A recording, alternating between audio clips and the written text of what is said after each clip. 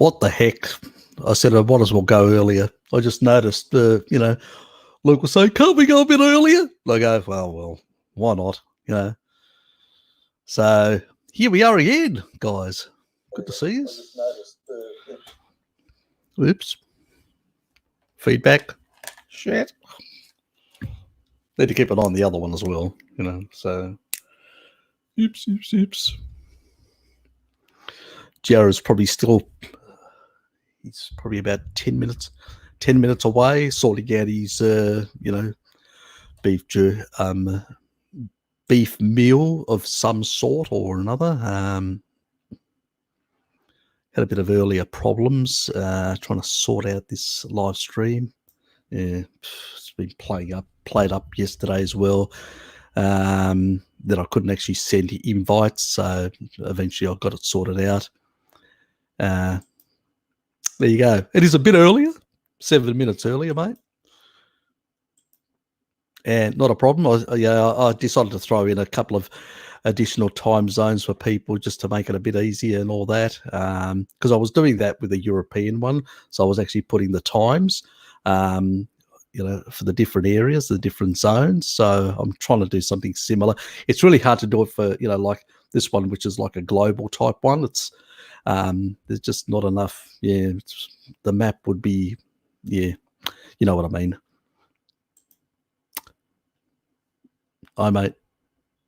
And that's for the rest of you. I'll just cycle through a bit until we get Jared on. He shouldn't be too far away.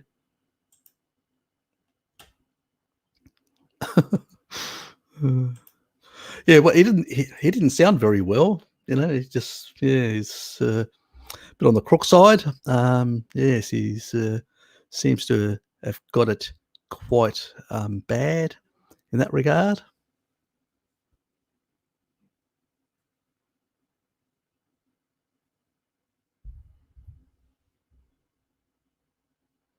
Oops, the other one hasn't come through yet. Yeah, StreamYard.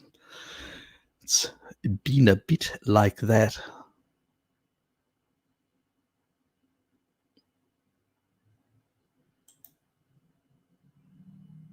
Yeah, poor fella. Yeah, he definitely he's in a bit of a bad state.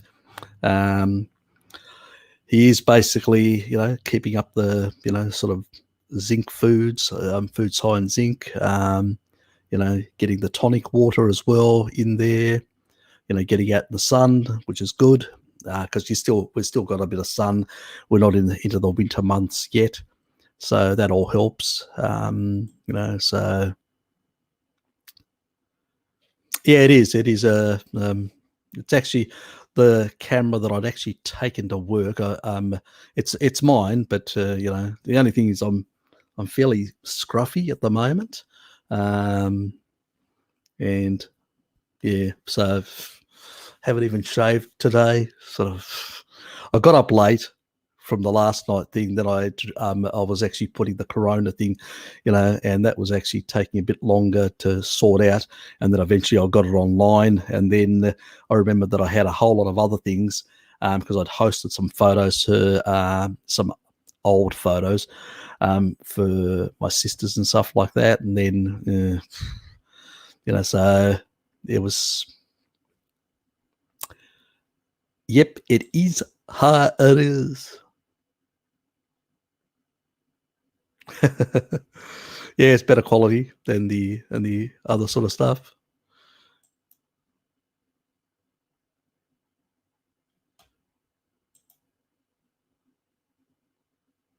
Yeah, the sun's out. Actually, it's much better in that regard. So it's nice in Tassie at the moment, and I'm indoors. What am I doing? I should actually just let you guys just continue doing your thing, and I just walk out, enjoy a bit of the sun for the next half hour, and then come back. No, just kidding, just joking. If people haven't liked yet or shared this video, please do. It all helps. Yeah, so basically Luke's just saying the sun is nice over here. Yep, in Brazil. Mummy's mad at me for tanning in pure UV. Just tell her you're taking fat-soluble vitamins, which is a natural, sunscreen. She shouldn't be concerned. Oh, Daniel.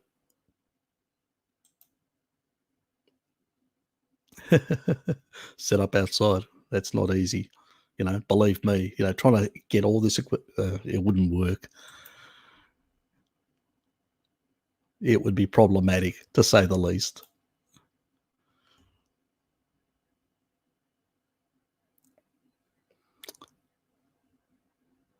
So it should be appearing any time soon.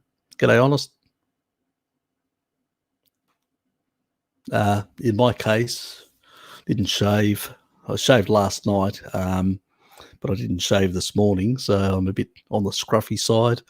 I haven't even done my hair. It's all over the place. You got little bits here and there popping out and whatever, So usually sort of put it back, sort of tighten it, but just sitting all over the place, Yes. The damn thing just grows too fast. I mean, remember I just had a haircut not too long ago, and it's fucking else. Bloody zinc.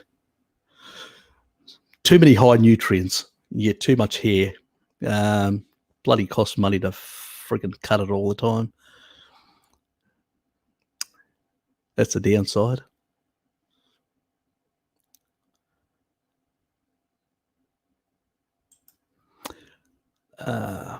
I told her that.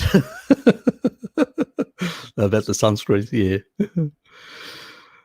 For instead of spending money on crappy pills, that's it. Yeah. Full of deuterium as well, which isn't a good thing for your mitochondria. Probably too hot out there anyway. Nah, not really. No. Yeah, he's got a different setup. JD's sort of set up in a different way. I think he actually has a vehicle where he's got things mounted on, so he actually just drives it out and parks it. So it's an easier setup. I mean, if you've got a farm like that, that's not a bad idea. But I'm in the city, so it doesn't really work for me. And then I'd have all my neighbours, God almighty, congregating. What is Harry doing? Oh.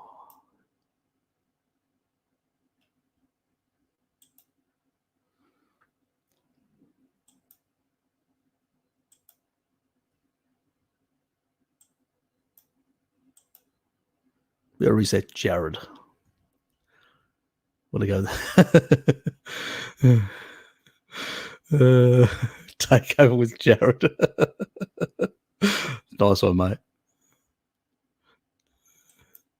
I can send you a link if you want to come on. Oops, what was that? Beep. Yeah, hold on.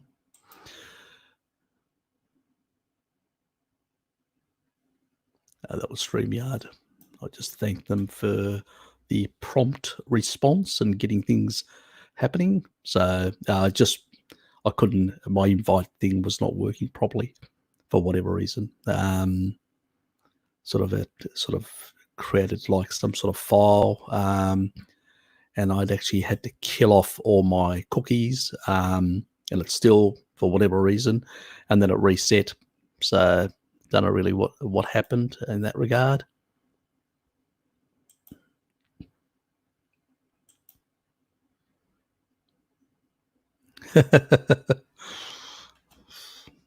That's radical.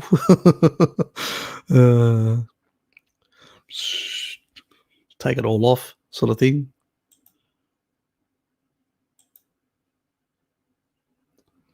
What's my opinion on TED Namens, which is the protein thing? I've always said that women do better on higher fat, and men do better on more protein. But I don't believe in the TED Naiman sort of approach of more protein and very little fat.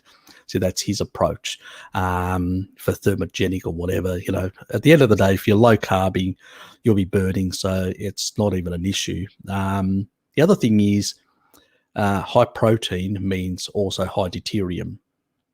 While sugar has more deuterium than protein, protein still has more deuterium than fat.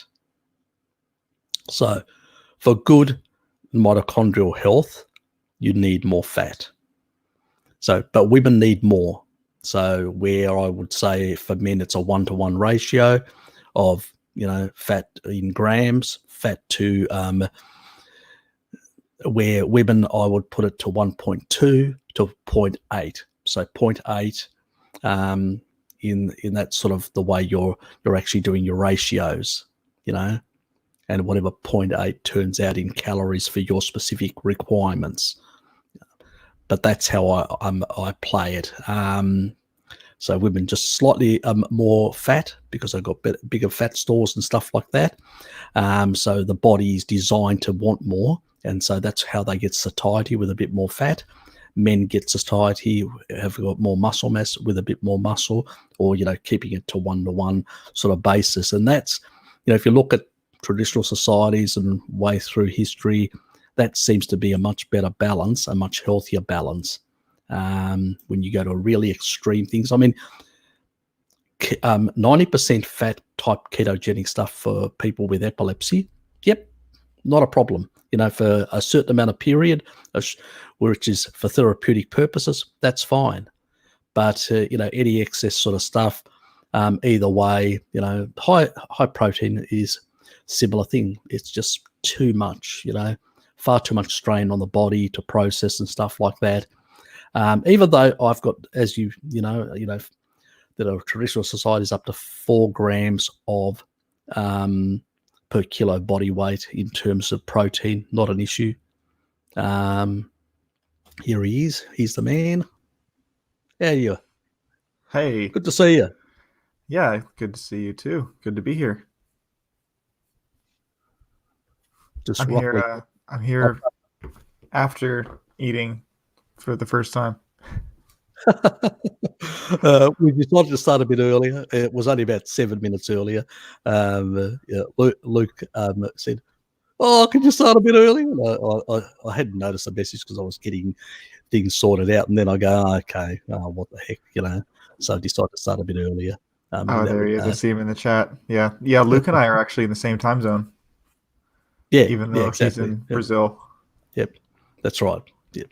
I've actually added the additional time zones and all that, just to make it easier for people.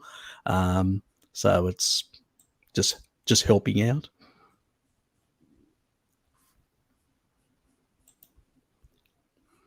Yep, and that's pretty much it. So for men 1-to-1, for women 1.2 to 0.8 in terms of grams of fat to protein. And that's so. Yeah, if people tell you as a woman you should be taking a lot more protein, tell them you've got more fat stores than basically muscle requirements. For men, it's the other way, but still, you still need the energy. If you're not eating, carbohydrates, you got to get the energy from somewhere. So that sort of balance seems to be what traditional societies did, and seems to be the healthier approach. Oops. Let's just cycle through.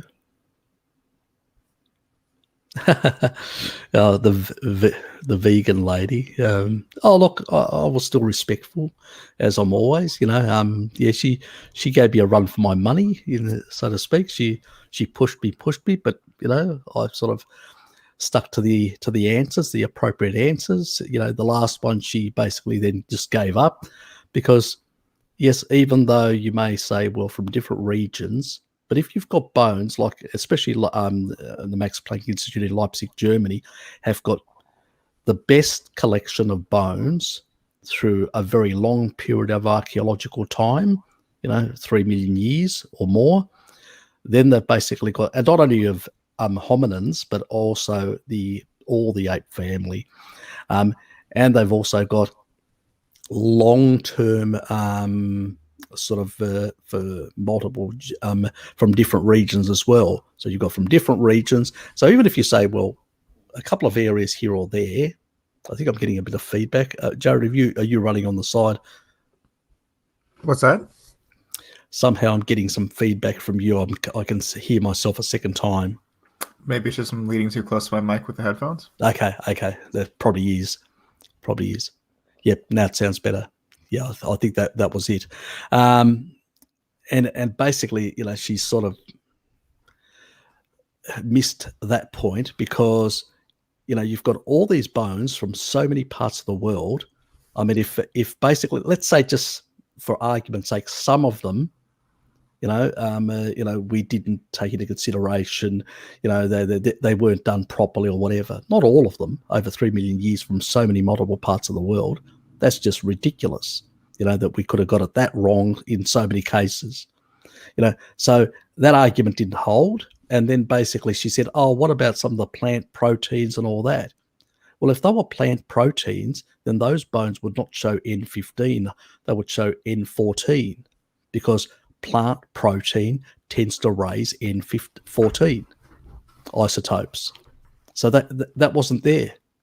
It's very low. And even the Greek stuff that I showed where people, that those academics were trying to argue, oh, what about legumes and all that?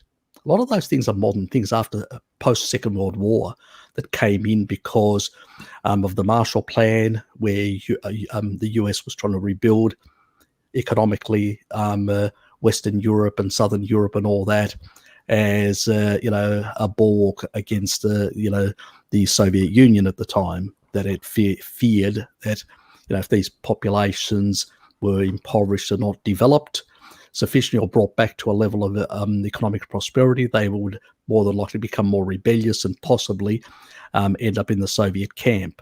And that was the reason that motivated the US to basically push a whole lot of grains, a whole lot of oils into Europe at the time to get all those calories and nutrients in.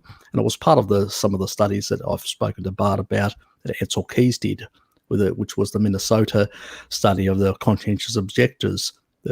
So part of that research was the basis for all this. They got it wrong on a number of levels, and I've discussed that before, so I'm not going to bring it up again. But, if, for instance, those things, because we know, for instance, we can actually calculate the type of carbon that comes from corn. So we can actually look at North American, people today, and we can actually see how much corn they're actually consuming. It's there. It's actually in your bones, stored. These sort of different carbon molecules and nitrogen molecules, they're stored in the bones. And we can do these isotope analysis and actually work out exactly what people were eating in different periods of time. And so when I actually mentioned, well, if it's plant, why isn't the N14 very high? She had no argument there. She just walked away from the whole thing. So I wanted to see how far she would push me because I had the arguments, but so I played along. And it was also for you guys to notice and understand the arguments that vegans are using and how to respond to them.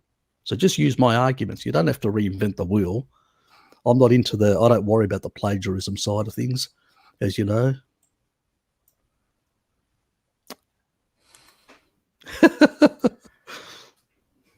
Do it, Luke. For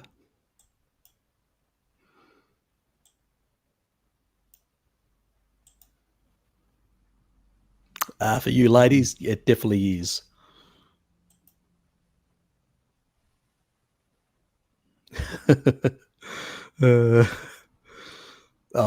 So you got somebody to study with. Fantastic.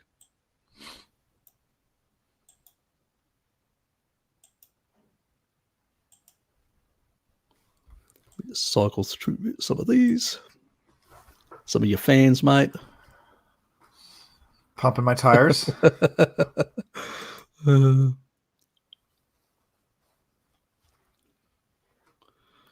Yeah, look, I love bacon. I think I'll have to switch my love for. I have to project my love for milk, all my feelings for milk, onto bacon in the short term. Sounds good. good alternative. I could go for that as well. Yeah, it doesn't fill a glass quite as nicely, but you mean like? No, don't do it. This glass? Don't do it. I couldn't see it. I'll spill it. He spared me. It's right at the top, and I'm going to spill it otherwise. God, I'm making a mess of myself. Go dumping milk on your keyboard. Yeah, Bart was concerned whether you were caught in the crossfires across the borders or not. We were all concerned about you. Jared, potentially, you could have been trapped on the other side of the border. No, I haven't been since they closed it. Obviously, you can't get across. I was busy this week though, helping out on the farm that produces the beef that I eat. That was neat. We went up for a day. Oh, sounds good.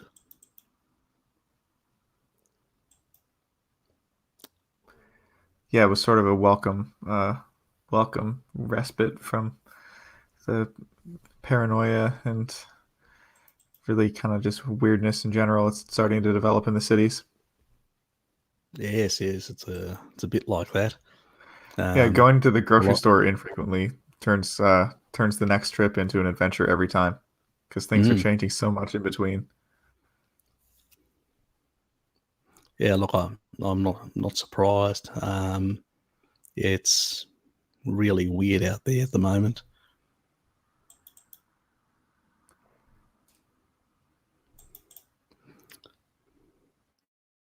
Let's cycle through a few of the questions. Meat or plants? I would say plants would probably, because you need petrochemical inputs. So, yeah, I don't think meat's going to run out. There's plenty of meat around, even wild meat. But plants, definitely. Well, not all plants, but the sort of stuff, the hybridized stuff that we get in supermarkets, all that sort of stuff. If you can't transport it, or also there's the issue of a lot of the farmers that have got animals. They usually are family farms, so they can actually slaughter their own animals within their family and all that, and then just get a truck to pick it up. But when it comes to plants, you actually have a lot of laborers that come in and actually have to pick up the fruit, the plants, and all those sort of things, the vegetables. And that's where the concern about, social distancing comes in. And so potentially the plants are at a greater risk than in terms of running out. But, it's hard to say, at how long, whatever, so do I need to worry about accumulation of parasites in my body from any type of meat consumption? Not really, unless you're actually having it raw and the source is inappropriate. Yeah, that's, I can't think of anything else. Or, the surfaces that you're actually preparing stuff aren't appropriate as well. Yeah, I haven't heard of too many people having parasite problems on a carnivore diet. No. I mean, if you're eating a lot of raw animal foods and you're living in an environment where you're consuming water from creeks and stuff like that, the potential for parasites is there. And we're not talking about only in terms of the animals, but also talking in terms of the water supply as well. So it's a bit, a lot of tribal societies tend to have more parasites in them, and it's usually not the meat, but the actual water supply that's the biggest issue. It's one reason why in the Middle East and a lot of those sort of countries for many years, and in particular the Mediterranean basin, people used copper urns to basically put water in to basically purify it from parasites and stuff like that. So it's just a side issue. Yeah, it was probably about 3 years ago, the last time I actually had, or slightly less, maybe 2.7 years ago. But look, I have never had a problem with digesting, and I actually used to love lentils. So lentil soups. My father used to make these really nice lentil soups with garlic and stuff like that, and I loved them. I'll be honest, I did. But, I've sort of stepped away from a lot of that sort of stuff due to the lectins, anti-nutrients and all that. I go, I don't really need it. But if Dad laid a nice piece steaming in front of me, I'd probably, let me just try a bit. We're all human.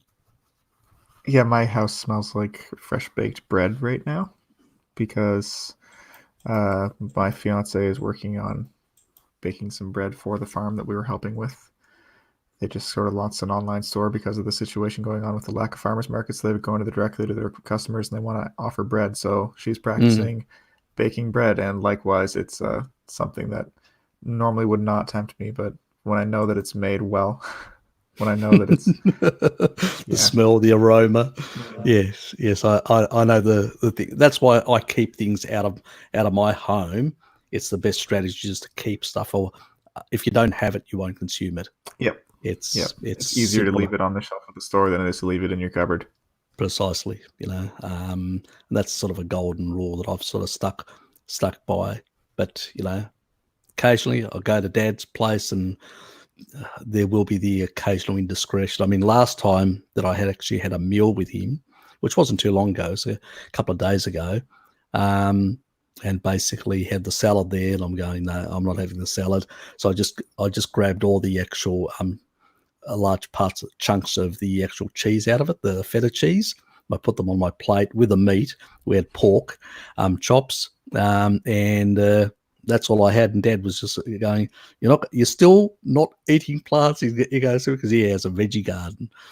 And I'm going, no, Dad, you know me. I'm sort of giving up on a lot of that sort of stuff. And I said, you have, dialed it back as well. He said, yeah, I've dialed it back. And I said, that's good. So at the end of the day, he's 85 years old. I'm not going to sit there pushing him and all that. He's had kidney stones in the past, and I've told him to move away from those high oxalate type foods, which he has. He hasn't had an incident since then. And his gallbladder issue that resolved, and now that he's consuming more meat, not a non-issue, which is good as well. So last time he got a scan, so it's a non-issue. It's hard when people have gone through those years where they've actually consumed those sort of things and sort of brainwashed like the rest of us, and they get into that older age, and it's hard for them. Yep, like all legumes. I haven't really had any lentils. You'll get that special aroma.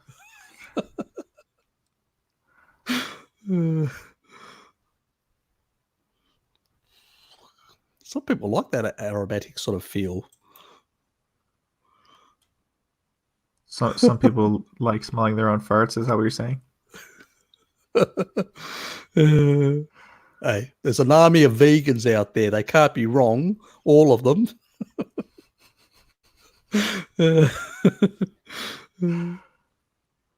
Blend the bacon. Yeah, I guess you could probably fit a pound of bacon into a glass, like an 8-ounce glass like this. You could do anything you like. You can basically put it in a blender and blend the living daylights out of it and turn it into a pulp. And then... Ooh, yummy.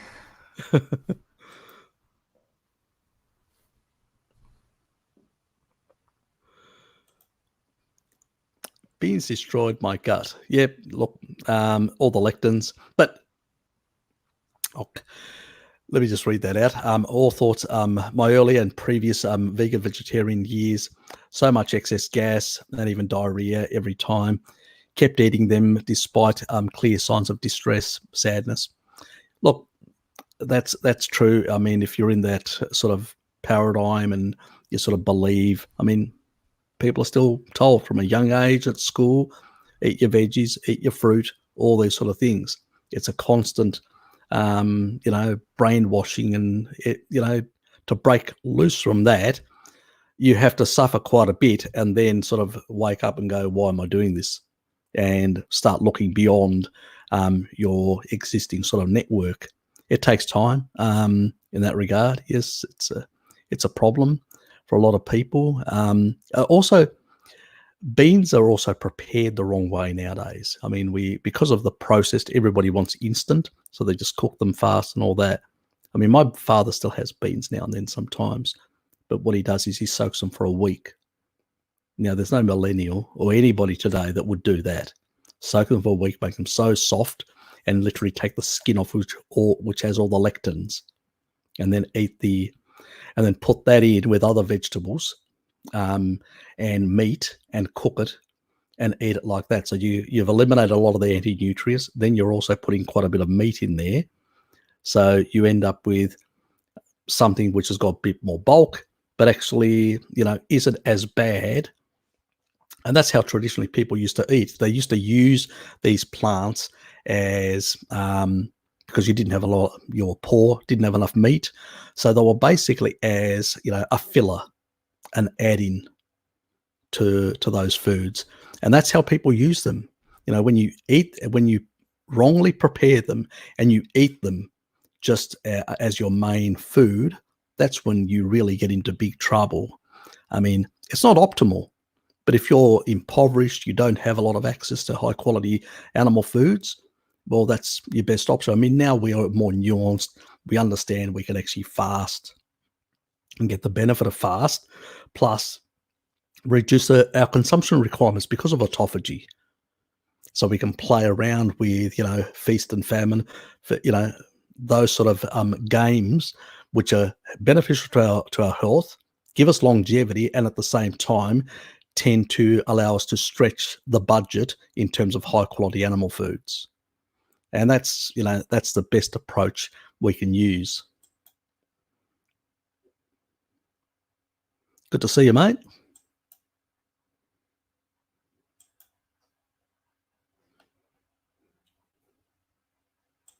Yep, we're all glad.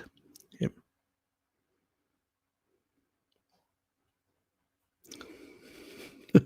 From my bed. So Sarah's, God, wouldn't want to get out of bed, next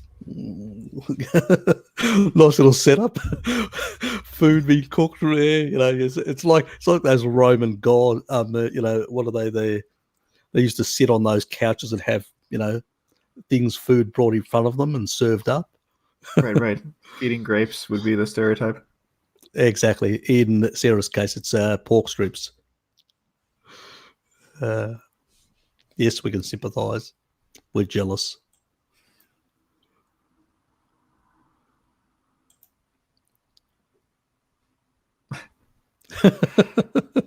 No milking cows, but yeah, it was sort of that kind of stuff. We were making maple syrup, which was very Canadian, that I happened to be there for that, I guess. Yes, well, you had to do something Canadian to justify keeping you on this side of the border, on that side of the border. I'm gonna have to dig a tunnel, like El Chapo. Oh, start smuggling milk that way. The Mexican approach will be the new Canadian twist.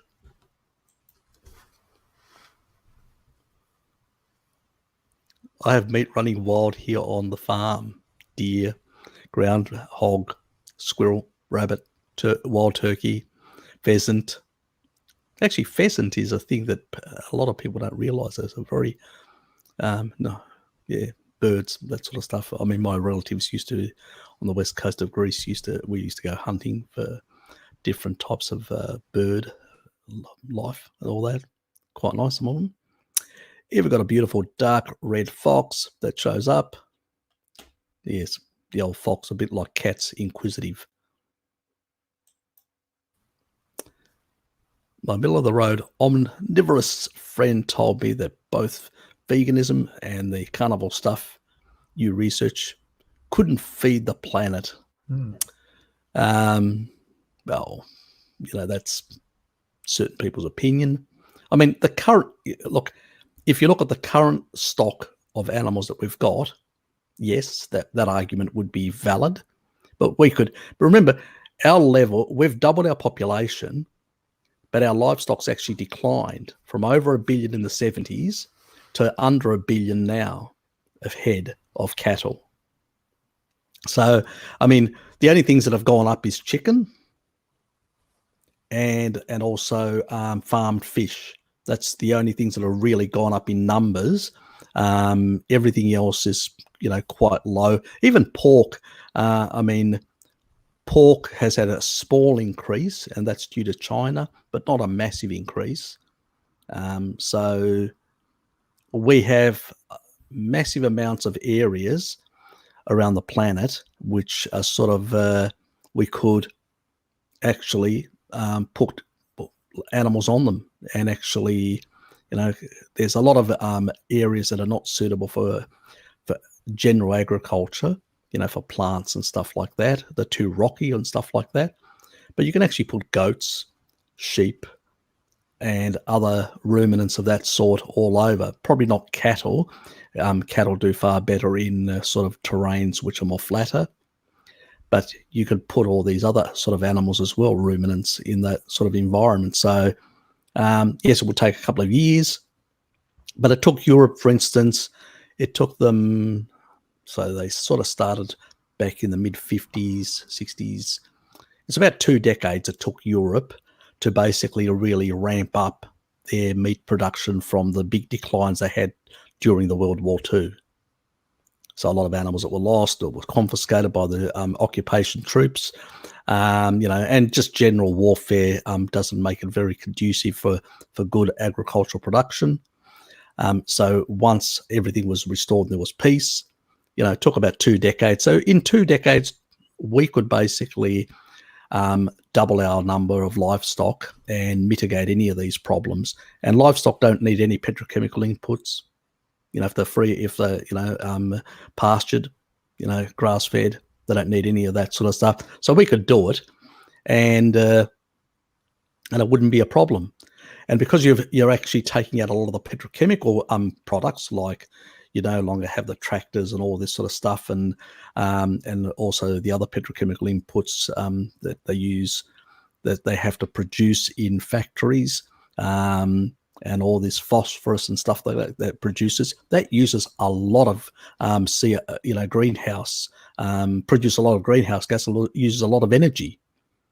Not that the greenhouse stuff has been pretty much well debunked in a number of regards, but even if you believe in that, ruminant animals are much better. And let's not forget, all we would be replacing is the same amount of animals we displace as a species, after a number of years, with all the wild animals. The wild animals that exist today are far less than they existed in the past. So all we would be doing is, even if we doubled or tripled our numbers, because they can't have it both ways. When you've got ecologists and these environmentalists saying, well, in some areas there's been a decline in animals and vegetation, like in Somalia, 90%, or in other parts of the world up to 70%. Well, technically speaking, you could triple the animal population and you'd be back just to basically pre-industrial revolution levels of animals, in a sense. So where's the issue? There is no issue, so we could do that. So it's one of those stupid arguments that most people have out there, is because they don't understand these things in that way. Do you want to say anything, Jared, in regards to that? Yeah, there's a few sustainable farming practices that are showing that you can drastically increase the number of head of cattle you can keep on the same plot of land. That actually, there's some estimates that you can, if done properly, you can keep more cattle than feedlot would allow for, assuming that you're cycling, you're grazing. And then there's also the argument that keeping animals on pasture will actually reverse desertifications and remediate soil, so you can actually generate more pastured land by continuing to do that. So more cattle can generate more space, in a sense, because you can rehabilitate land that otherwise would not be used for any kind of agriculture. So I think that that's very likely you could feed the entire world on meat alone if you needed to. Precisely. And you only have to look at the historical stuff that's been well recorded, when it comes to bison, for instance. They basically not only rebuild soils, but they also rebuild like water ponds and stuff like that. They dig up and actually bring water to the surface to allow other animals to utilize that. And it actually allows for bigger flourishing of other animals. So to say that we don't have solutions, based on animal-based agriculture is a joke. It's basically just ignored because it doesn't fit the interests. I mean, remember, for big corporations, there's more profit in grain agriculture because there's bigger profit margins. Simple as that, guys. So we need to actually point this argument out because that's really important, and it gets missed in all the confusion and all that. It's the profit margins. People don't do things just because they love doing things or just because they feel like they have a nice, warm, fuzzy feeling and they want to do certain things. They do it because there's profits in certain things. But if you were to take away all the grain subsidies in the US in particular, and just, you wouldn't take them immediately. I don't believe in taking them away immediately because that would, collapse a whole sector. You want to do it gradually, and you want to basically then give preferential to people who are producing grass-fed animals and grass-finished animals. And over time, you would just basically switch from one to the other. It would take a couple of decades, 2, maybe 3 decades, but you could do it. It's just basically wanting to do it, having the political will. And that's really people like us that basically start pushing back and saying, well, hold on, going 70% plant-based that we are today, we're sicker than we were back in the 50s when we consumed more animal products. So, just that simple observation tells you that, they got it wrong. Exactly where and, how is a different, that's where people can argue, but in general terms, they got it wrong.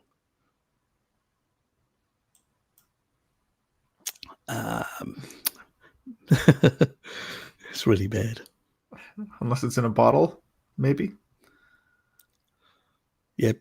And it has the word Corona on it. It's an alternative. You don't like toast? But he loves the smell. Like toast? But he loves the smell. Who doesn't like toast?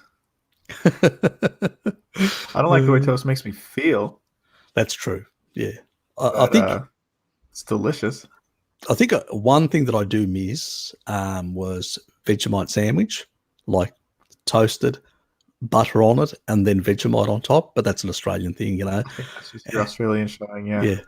And that's probably one thing that I do miss. I have on occasions bought Vegemite, and I basically put Vegemite on the hard cheese, like cutting it in strips, like thick strips, and then just laying a bit of because it's already got buttery, laying Vegemite on it. I do some crazy things, some strange things. It's an Australian thing.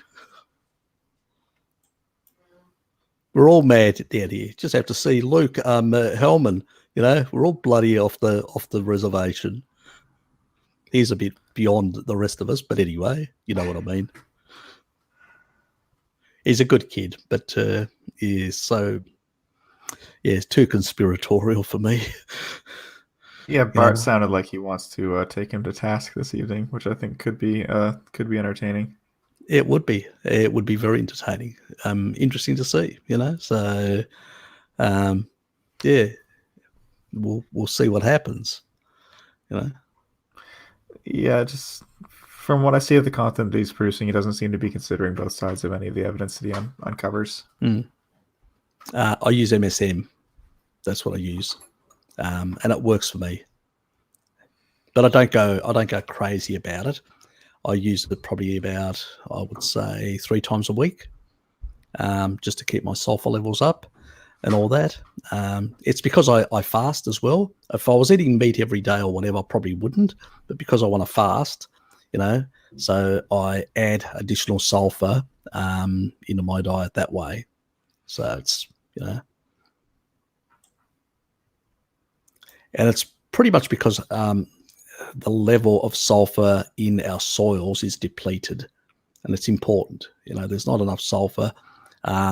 Even livestock are not getting enough sulfur because a lot of the actual, grasslands have been overgrazed. They haven't been well managed in modern times, and so there are a lot of issues. So in that regard, I sort of, as a sort of a security blanket, I sort of want things not to stick inside me, to be sticky. And so by sulfonating sufficiently, it means that basically I'm creating sufficient negative charge to keep things from sticking. And that's not only for myself, my part, it's also for the bacteria that are in there. They need to be sulfonated as well, so they don't stick. So they need some of that sulfur as well. So that's probably one reason. They probably get most of it when I put it down into my gut, and utilize it. It's what that little thing that, the thing that Grundy always criticizes and talks about and goes, polysaccharides, and he says how bad they are and all that. Yeah, if you've got leaky gut, any sort of LPS from any bacteria is going to basically create some immune problems for you if it can get past the gut barrier, because you've got leaky gut, any proteins, whatever.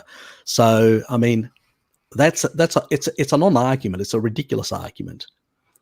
If you don't have that issue and you fixed it, then basically it's not an issue, because that is part of the pericellular matrix of the these organisms. And what they do is it provides an ability for them to charge up their pericellular matrix. So without that LPS, there's no way the actual bacteria can actually create a negative charge around them, and they become sticky.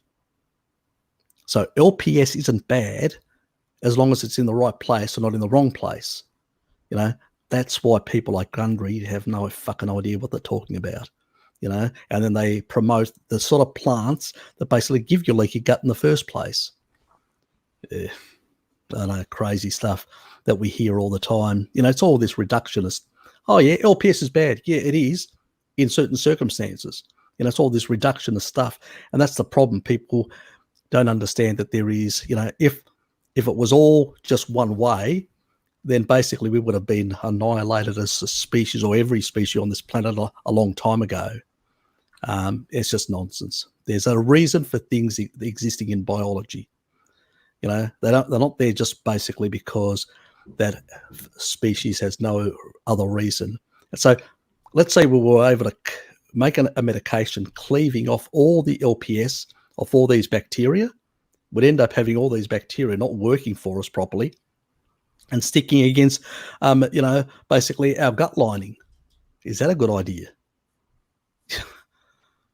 So, yeah, just crazy stuff. Sorry for ranting.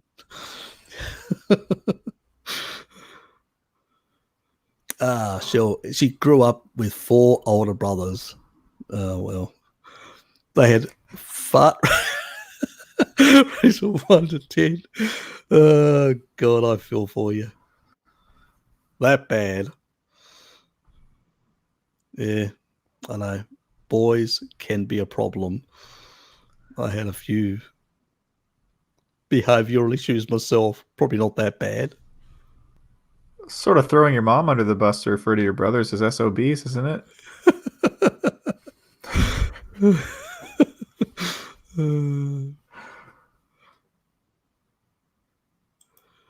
Let's move on from farts to slave food. Oh, this week is sounding interesting. I've been using the slave food mantra to trigger my mum.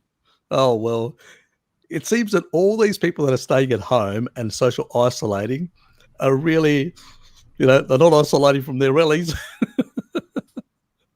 I like mum.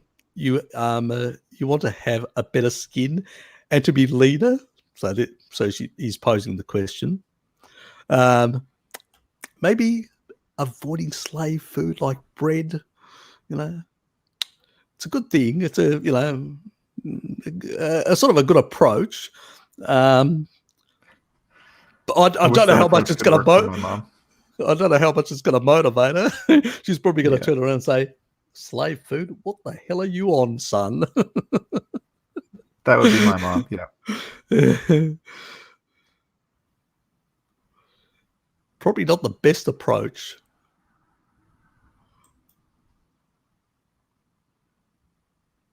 Hi, Bo. Hey, Bo.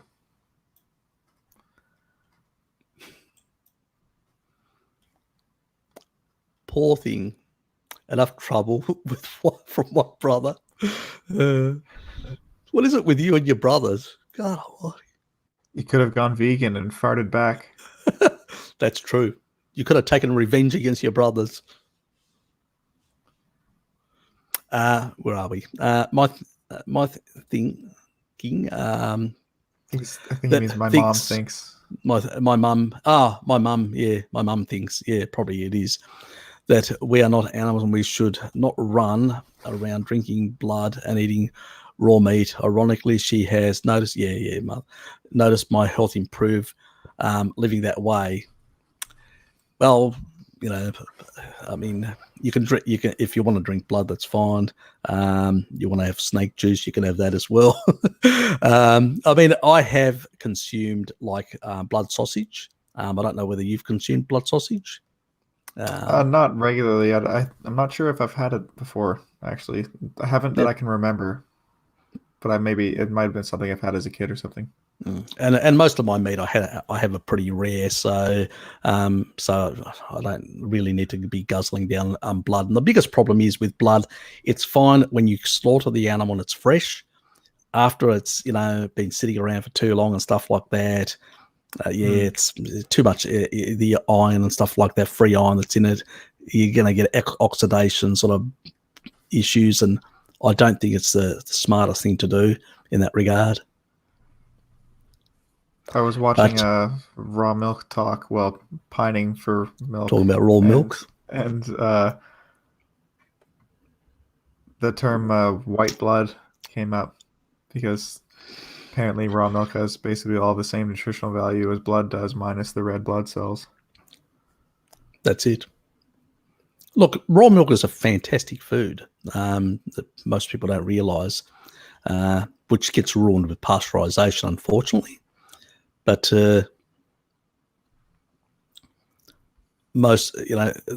packs so many things. It's it's an endless list of things. I just can't remember them off the top of my head. Can you? I mean, no, I can't list everything in it. The thing is, the sort of colostrum things like the lactoferrin and all these sort of things that I can, which is immune modulating things and stuff like that. I can but there are other, your vitamin C, which gets annihilated. A lot of the B vitamins, which are really important. It's very high in B12, very high in riboflavin, which is really good for your mitochondrial energy production. So there's a lot of things in milk, but there's even more stuff. Not only the enzymes, the proteolytic enzymes, which are really good for a number of things, but there's a whole lot of other substances, but I just can't remember them off the top of my head at the moment. Have a younger sister. I have no idea where they got her from. Blah blah blah. So. Yeah. Probably the other part of the family. I have two sisters, an older one and a middle one. And a younger one. I'm the middle child, so I'm the diplomat between the two. It's a lot of fun. No.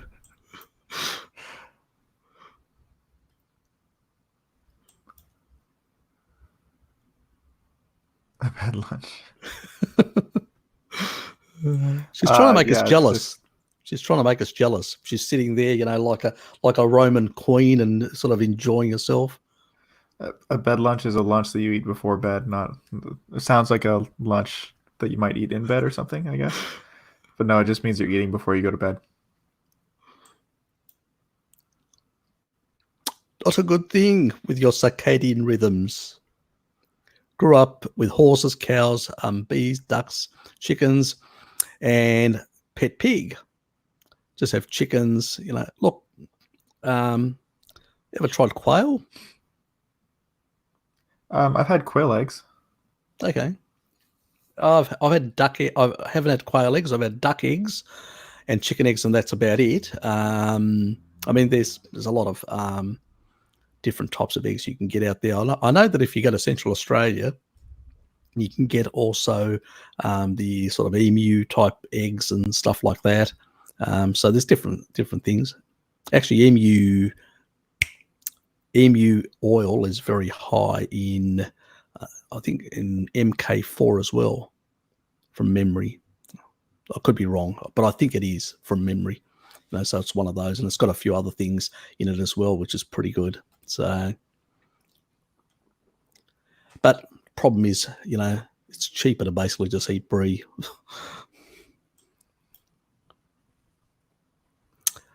I was under the impression that humans have long suffered from intestinal worms. Yep, a lot of tribal people.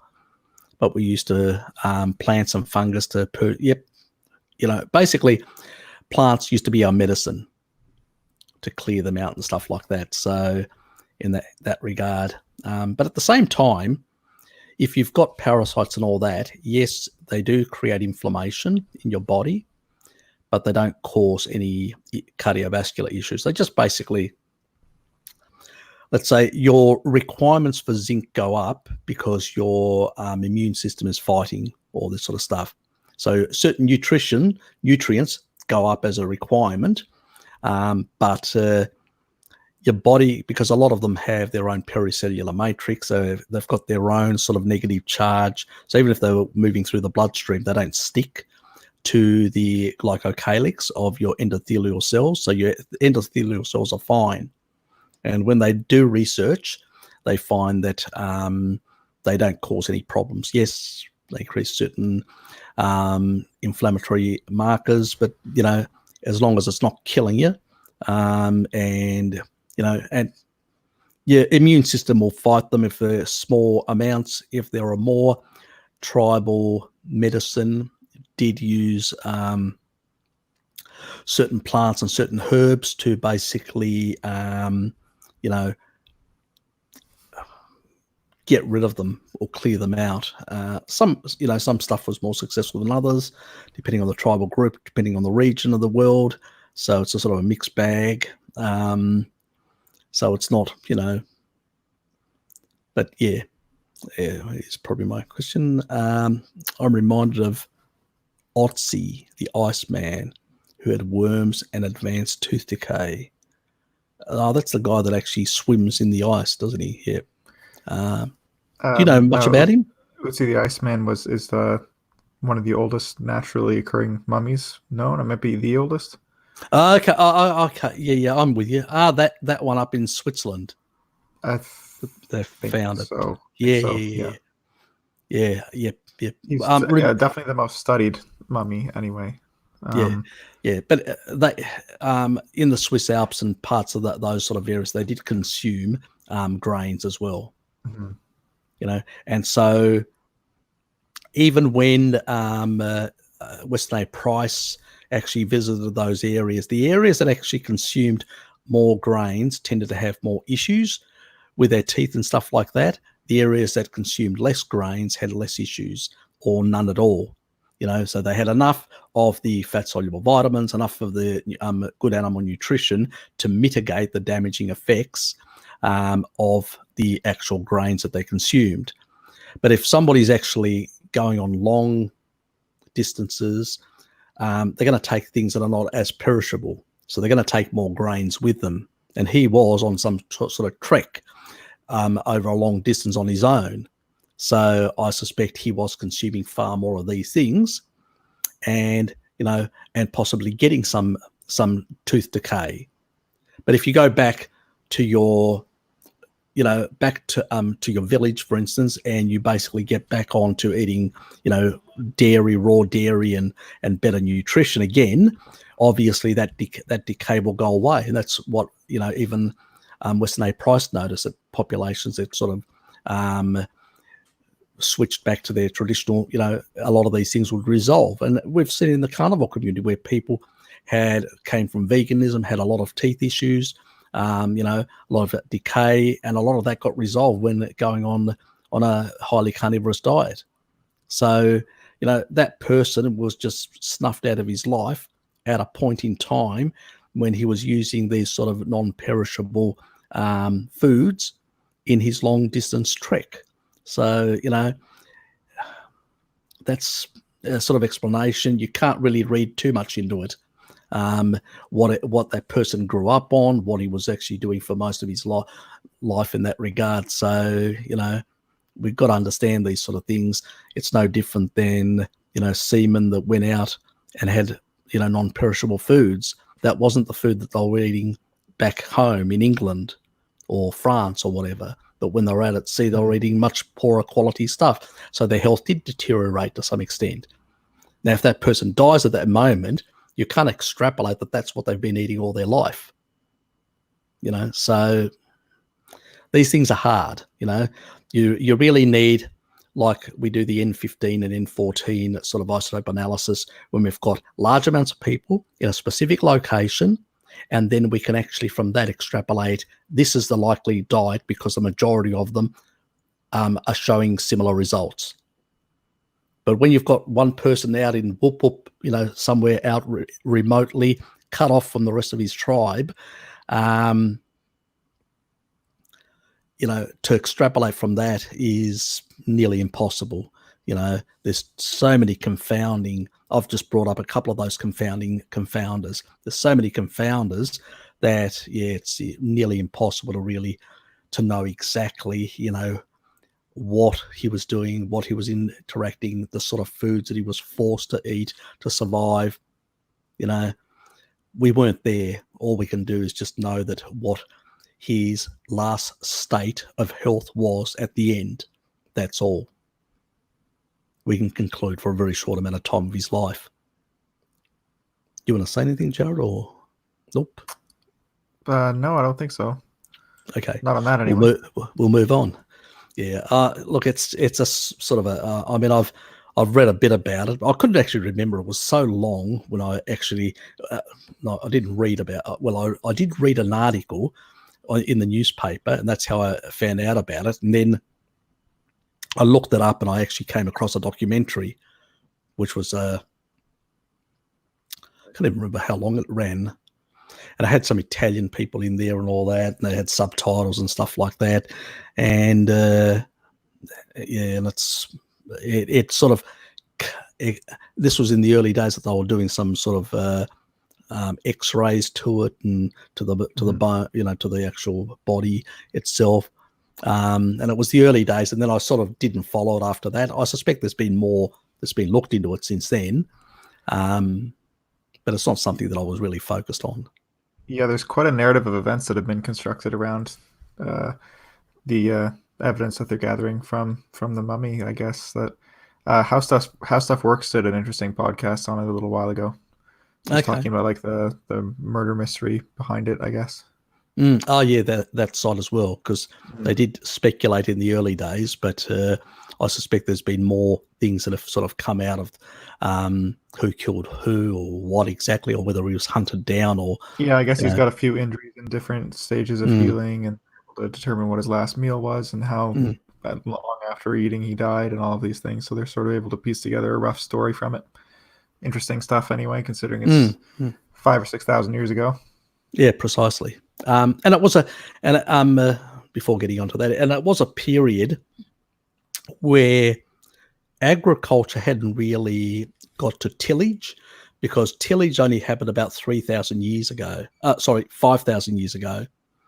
So this was just before actual tillage really had taken off, or close to it. So, and that's again, we don't know, is he part of post-tillage or pre-tillage? Because that's important, because for the moment the ice ages and our food supply sort of started dwindling, and we started using some plants and started moving to consume more plants and stuff like that, when this shift happened, And then we started cultivating to some extent. And those early periods, people both fished, hunted, and cultivated, and everybody was involved. There were no sufficient surpluses to create civilization. But once we started moving towards tillage, that's when the first civilization started emerging, the first surpluses, so you could actually basically store stuff, sell stuff, or whatever. You could create a market in a sense, and have more people that didn't have to work because you had tillage. You could actually increase the productivity of the land, and so you could have other people doing administrative tasks and whatever else. But so this guy was either if he was it's the amount, again, because he may be on starvation foods that he's things that are not perishable. But let's say he had left a group very recently in that period, he may be post. And if he's post, they would have consumed far more grains. So it explains those characteristics. And this is a problem because, even some of the analysis, when you do them, there's a bit of a even the carbon 14, because the nuclear decay, looking in different parts of the bones and certain elements that decay in different rates. And even there, sometimes, contamination, really hard to work, especially when you've only got a very short amount, a couple of years, 100, 200 years difference, whether you're before or after. So there's a lot of, it's so confounded in a sense. I just wanted to cover that because people bring that up, these sort of things, that we need to argue in this way that, there's just too many damn question marks on a lot of this.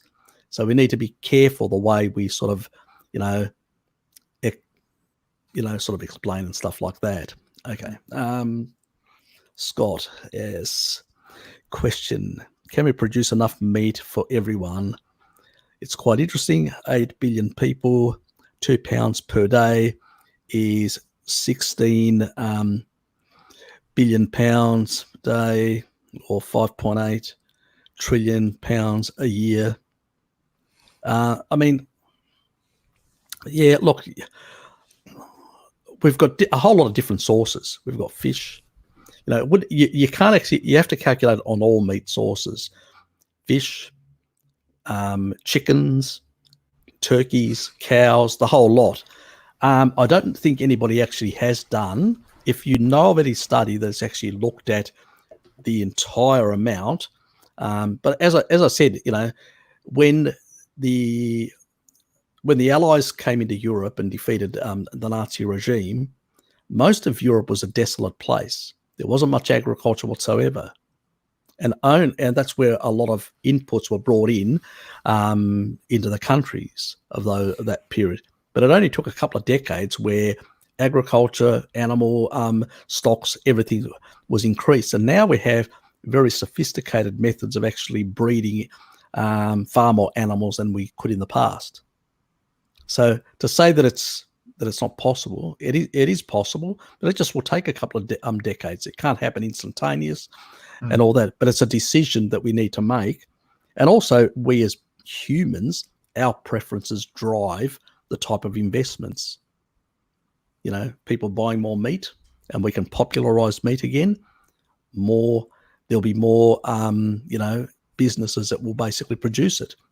If basically there's less demand, there'll be less businesses there. So over time, it happens gradually anyway. People's demands increase. There's a market for it.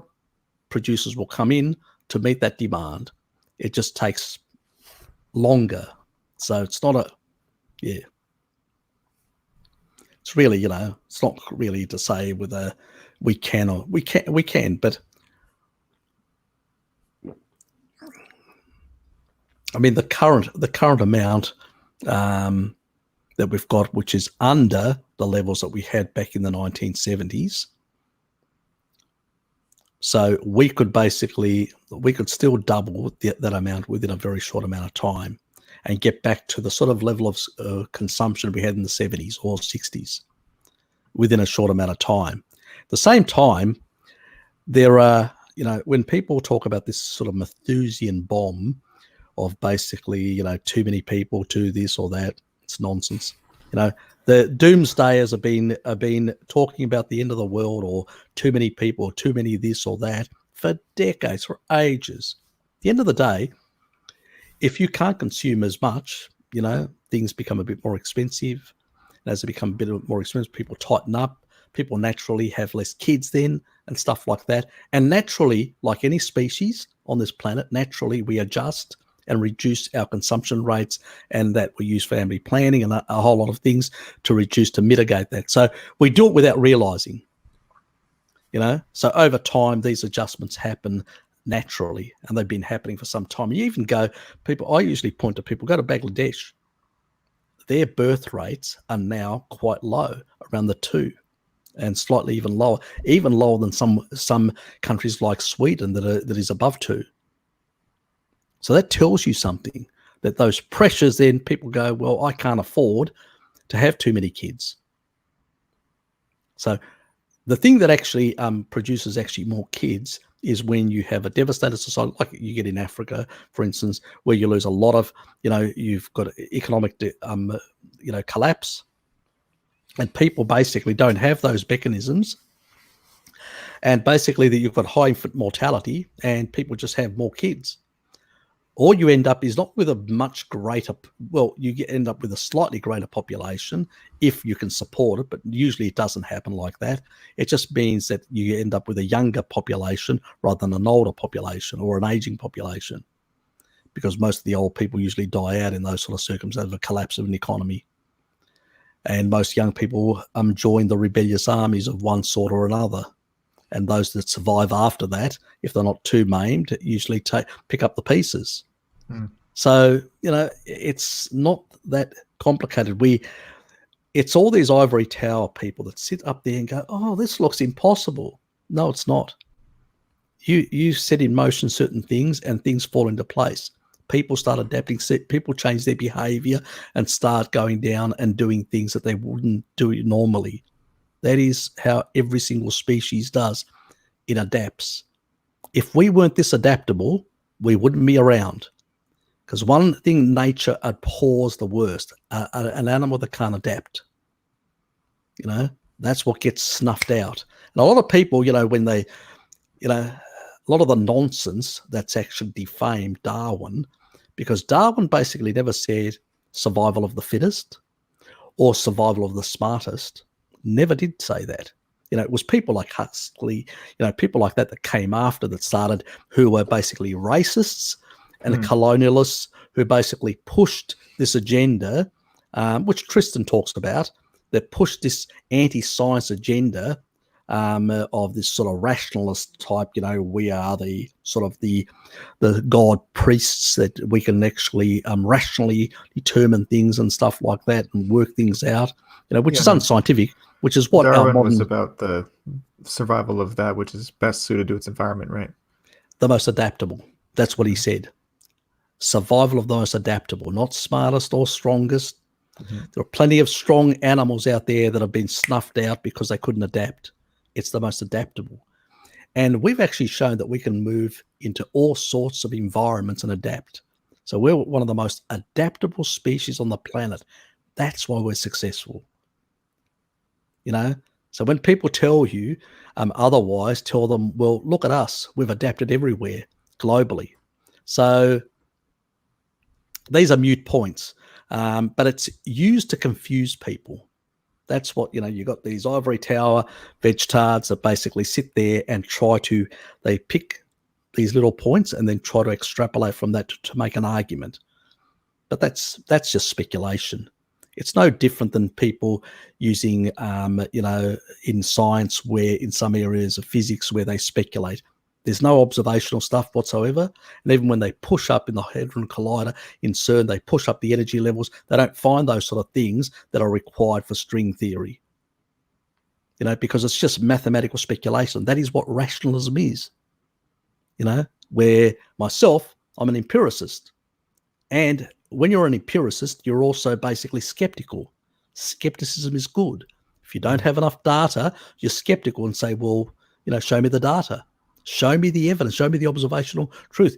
Demonstrate experimentally whether something is plausible or not. These people don't. They say, no, we're masters. We can put 2 and 2 together, give you a mathematical formula, and we can tell you this is reality. We don't need to observe it. We can rationally tell you what reality is. That's how they think, and that's what's taken over a lot of the thinking in the West, this sort of rationalism, and we even have it in economics, this sort of, that is the problem, where people think that they can create these beautiful little models of their own and they work ignoring the real world, and that's why we're in so many messes. Another rant. God, I'm having too many rants today, aren't I? That's okay. I think I need to give a 5 or 10 minute warning for you'll have to, and I'll have to start it a little bit later. Yeah, I think I need to get to bed in probably the next 10 minutes or so. Yeah, that's okay, mate. You do what you need to do. Yep. A few more comments here. Dairy farm, 200 cows. 2.7 billion steers. That's not practical. We would basically have more fish. We would have more lamb. We would have more pigs. We would have more chickens, goats, all sorts of things. And there are mountain terrains, large parts of the planet are mountain terrains, which we can put a lot of goats and sheep on. So we don't need a lot of desert. Exactly. So camel meat, camel milk. There's other products there as well. People seem to ignore some of these more exotic things, but there are many people in the Middle East been eating that stuff for a very long time. Luke wants me to stay on the stream just so because he hasn't had a Photoshop idea yet for this week. I'm surprised he hasn't come up with, you digging a tunnel across the borders. yeah. I'm doing an El Chapo. Exactly. Have I given you an idea, Luke? Maybe it's a subterranean pipeline. That's it. So I can just have a tap in my kitchen that would just have fresh raw milk in it all the time. What was that pipeline? The oil pipeline that was between which part of the US was it exactly? And Canada? Where did it cross? I'm not sure. The border? I think I'm not sure. Okay. That would be funny. Doing one of those, converting it into a milk transport pipeline. All the pipeline talk in Canada has been about how to get Alberta oil to either the east coast or the west coast of Canada within Canada. Less about getting it across the border. Yeah. So, I mean, it's exactly, eggs and stuff like that, which are high quality protein as well. So you mix and match a lot of things. And pricing would basically skew you towards certain things or other things as well. And over time, as demand grew for certain items, more producers would produce and things would skew back and forth. That's what the market does. It responds to those signals of people's demands over time. I remember a documentary claiming Vikings were so parasite-ridden that crawl out of their ears, nostrils, be seen moving in the whites of their eyes. Okay. Charming. Maybe. Charming. Yes. Damn Vikings. No wonder they were so violent. They were so friggin' being scratching themselves. They had to take it out on someone, I've got this, this parasite. I'm going to take it out on you. On all of Northern Europe. That's it. Actually, even the Byzantium Empire actually employed some Vikings in their elite military. So they didn't only ravage different parts, but also they acted as mercenaries for a number of empires and a number of different entities. So they were good or bad depending on whose side they were on. Luke suggests my pipeline would be called a milk duct. So, yeah, basically, I'm just looking for a giant teat. Just a giant milk teat for all the way across the border into Canada. That'd be perfect.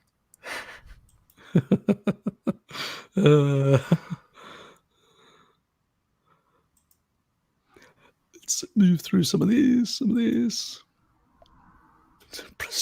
Brazilian mineral waters.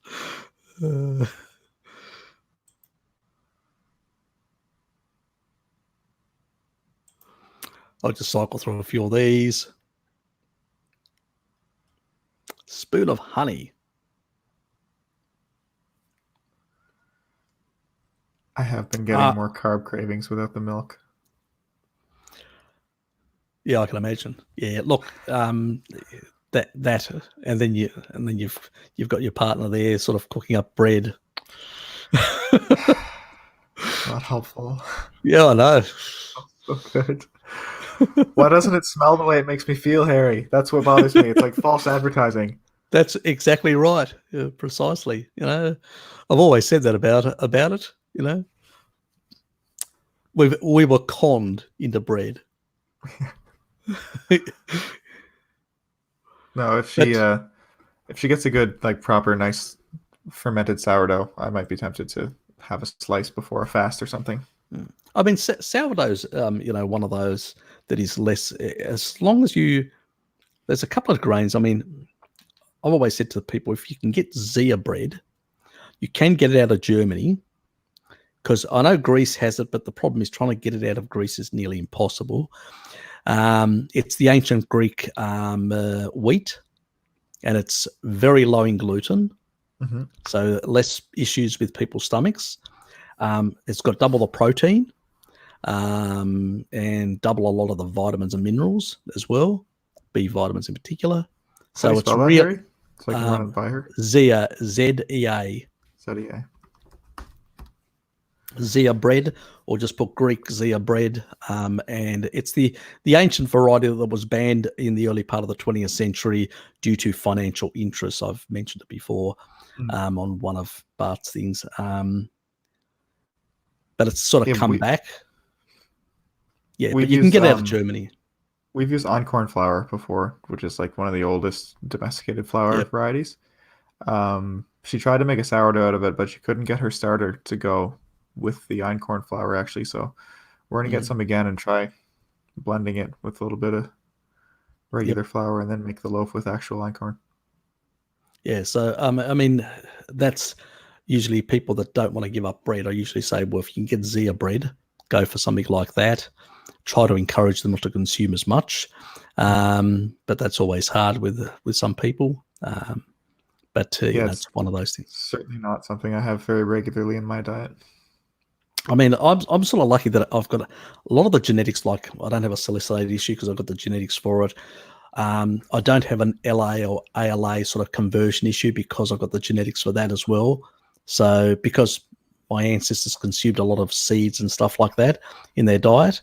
So, so there's a number of those things within the Mediterranean population where not everyone, but, a sizable amount, 2/3 of the population do have those genetics, which makes it less problematic. And that's probably why I've always said to people, I can't relate with everything people feel in their bodies because I don't have a salicylate issue. So when somebody eats a product with a lot of salicylate in, I've never felt that because I don't have the issue.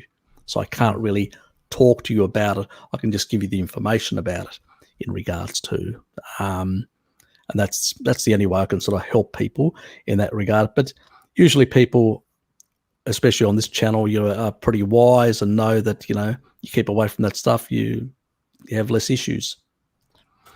One problem I see with farmers that use lots of nitrate fertilizer close to waterways causing toxic algae. Yep, that's a big issue around the world. It's not only where you may be, but around the world, it's a major issue. And it's one reason why these petrochemical inputs are a big problem, because, and it's one thing that I whack the vegans over, that I'm saying, well, since the Green Revolution, we've had to put petrochemical inputs because we've decimated the topsoils so badly and the fertility of those soils. And, and on the other hand, these idiots don't even want animals that can rebuild the soils. back on the land, crop rotation. I mean, a good, sensible government would bring in legislation and say, you have to do crop rotation to rebuild the soils.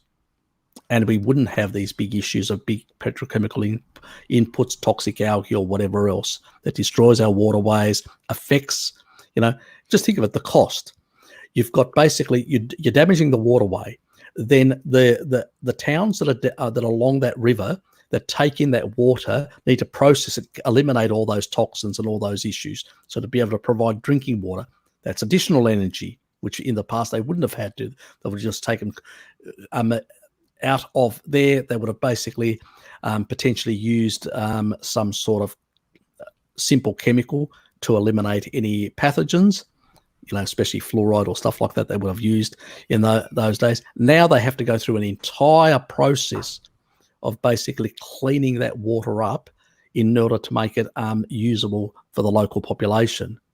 So more energy, so when they argue, these people argue, we need to point these things out. Your food is not only killing small animals, it's basically destroying the waterways. It's basically adding more energy requirements to cleanse that water to make it available for animals and humans out of that river that's been polluted. So all these things add up. Your ecological footprint is way worse than somebody who does pastured meat, or raw milk. And we need to point these things out and, whack them over the head, because we've been getting a lot of nonsense on them for years, and it's about time we turn the tables on them.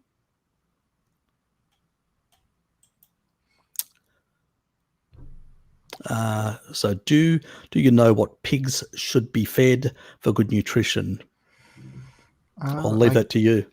I can't speak to what they should be fed, but the best pork that I've ever had was actually, it's a pig that we have in our freezer right now, and it was raised like foraging in the forest.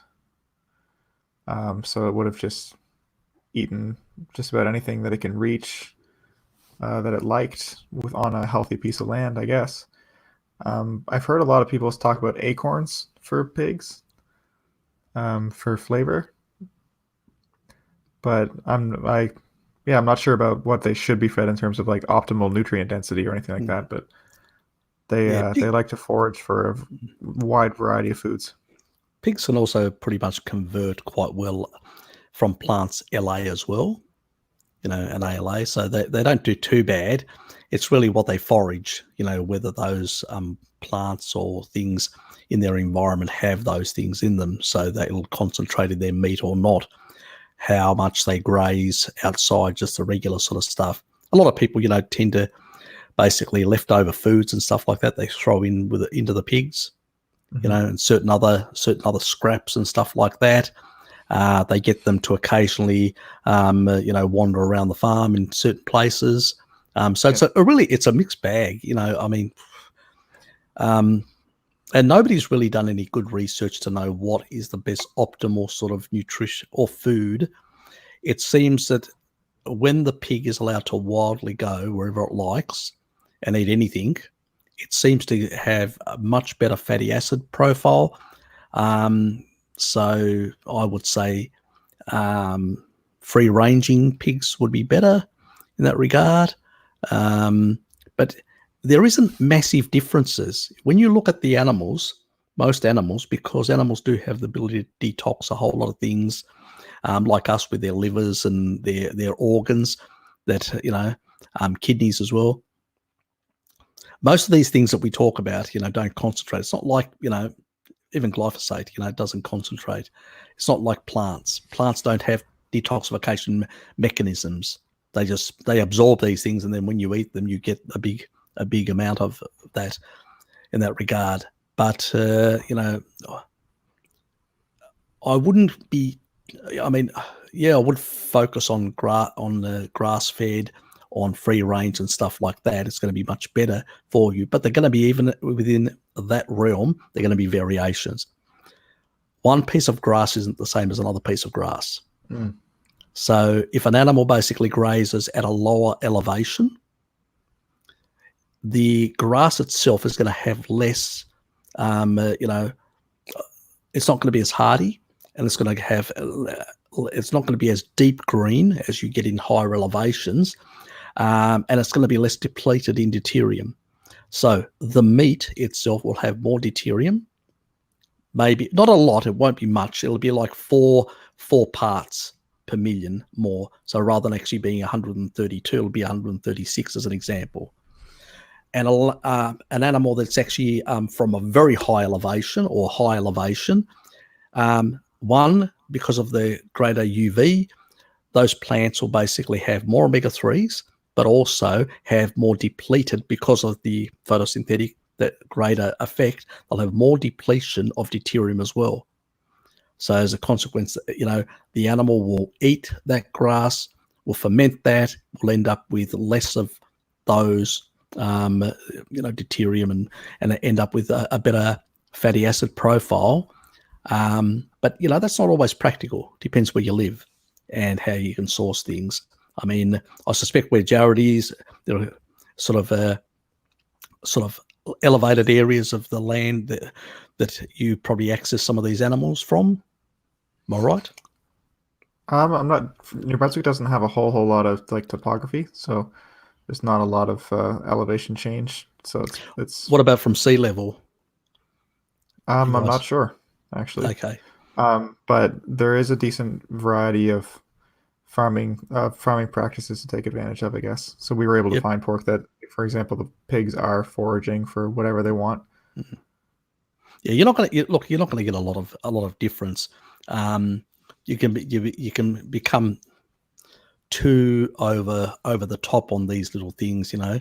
I mean, for instance, if you look at grass fed, it's probably going to have 1 to 2 parts in terms of omega 3s to omega 6s, and then you look at basically something on the, it's not 1 to 4, 1 to 3. It's not massive, so. I think So I think I need to get going to bed. Anyway, mate, we'll let you go. Thanks for being here. We had fun. Luke still hasn't got around making something next week. Luke, he's got his inspiration. He's got his homework. He's got his homework. That's it. He's got enough homework. I mean, God Almighty, that Bart K exhausts him. All these exercises and all that. He's still got at a time. Is it up to 400 now? God Almighty, mate, you'll be busy for a few days getting that out of the way. Yeah, I hope he's not falling too far behind on that. Yeah, exactly. Could be a problem for him. Thanks, mate. Take care. Thanks, we'll chat next Harry. week. Yeah. Hopefully, are you going to be starting at an hour earlier next week, or I'm a little bit later? Yeah, I'm going to do. I actually, because I didn't know what, I'll have a chat with Bart and find out exactly what his time sort of schedule. If he does extend it, we'll just basically delay until he finishes. But I'll move it back an hour. I'll move it back to 11, and that basically, because Bart usually sometimes will go over 10 o'clock here, so he'll go. Sometimes even he'll do an extra hour, and when he does that, then we sort of collide. So. That's why I brought it back, and then remember last week he sort of continued, and I had to wait and delay. But look, if most people don't have a problem with that, so I don't mind delaying it until Bart finishes, and then I'll start right after. So I will move it back an hour next week, which makes it easier for you as well, and for most other people in North America.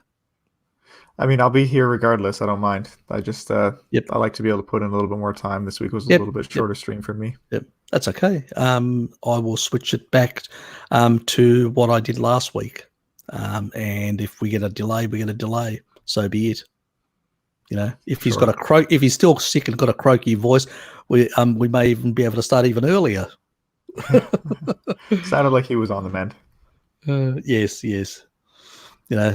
It won't take long. He'll bounce back.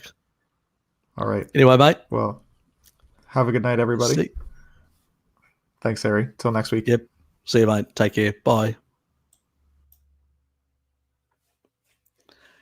And back to me, lonely me. Oh.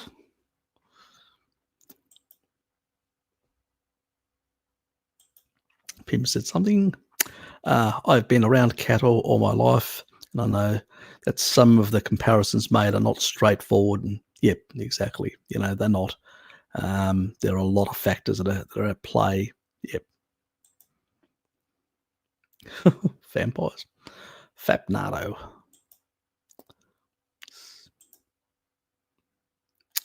Any info on the ancient Greeks? Did fasting? Yes, they did a lot of fasting. A lot of philosophers considered fasting as a way of purifying the soul and also giving them a lot of, sort of mental strength and the ability and a lot of energy, which came from basically from the ketones that they were producing, even though it's only 18% ketones. But when you're in that fat oxidation state, you basically are more energized, as everybody knows it's done keto or been in a ketotic state. Heard some schools of thought wouldn't accept you if you didn't fast for X amount. Yep, that's true. And that actually permeated. Older translated sources would be amazing to read through. Yeah, a lot of the philosophers and all of the schools of philosophy back then, and even the religious establishment, had a lot of fasting. It was part of that tradition, and it was even adopted by the church as well, the Greek Orthodox Church. To this day, they have 200 days of fasting. So, and some are more strict than others in terms of what people can eat. The key things that are actually excluded are usually anything which basically is tends to be anabolic, or anything that tends to be basically, what would be considered in their religious eyes as something which would be enjoyable. So red meat is excluded in the fasting period, and so is sweets. So you don't engage the Randall cycle. So you tend to have either plants. I mean, there are some sort of like there's a wild. My father used to make it. Even Mum used to make it. There's a wild sort of. It looks like spinach, but it's not spinach. It doesn't have much oxalate, and they actually grow this. It's a very long type, leafy type thing, and you grow it and you boil it and you cook it, and you put lemon juice. And in some cases, you're not even allowed to use olive oil, so you have to put just lemon juice and a bit of salt. And that's how they basically, a lot of the monks in particular still do it that way. Some of the older monks that may be not as in good health, they're allowed to actually include fish or some dairy. So it's not an issue. They don't have to fast really strict. Some monks will, and some religious people will fast completely. That means eliminating all foods whatsoever. And traditionally, a lot of people used to do that. Even my mother used to do that. She was quite religious. So, yeah, in that regard, yes, it's a long-held tradition. And I think some of the longevity that comes from areas like the Okinawans that only eat up to 80% and do also fasting. The Sardinians, the same thing, and most other populations that have time-restricted feeding or stuff like that tend to live longer. It's just basically, I think that any diet, while the carnivore diet is optimal in terms of micronutrient and macronutrient nutrition, you can't be in an anabolic state continuously. It's not healthy. You need some level of autophagy. You need some sort of clearing out of the junk that accumulates in the cells. So that's really important. And I think that a pulsatile effect is what these traditions showed by basically fasting, feasting, a couple of days fasting, a couple of days feasting. This sort of pulsatile effect seems to be the most beneficial. You clear out a lot of junk and then you rebuild with good nutrition. Traditionally, that's what people used to do with good nutrition. Unfortunately, nowadays, people don't necessarily rebuild with good nutrition. It's possibly the reason why there are still health issues even within the Greek world. They're not as pronounced as some other parts of the world, but they do exist. And the majority of people that I know in Greece that don't fast at all, don't practice fasting, they are the ones that tend to be the sickest with diabetes and all these other issues, like my brother-in-law from my younger sister, you know. So it's quite clear that basically, you know, it's health promoting, and it's been within our culture for thousands of years. I'll probably have to do something in future. I've done about the isotope analysis of the Greeks on my channel, and showing what the Greeks really ate in antiquity. But I'll probably have to do something about fasting. You know, the sort of the history behind it. You know, sort of religious practices, philosophical practices. You know, so yeah, at some point I will do something like that. It seems like an interesting. There could be a few nuggets of value in that. Yep. Thanks for sort of, you know, getting me to think about some of those things.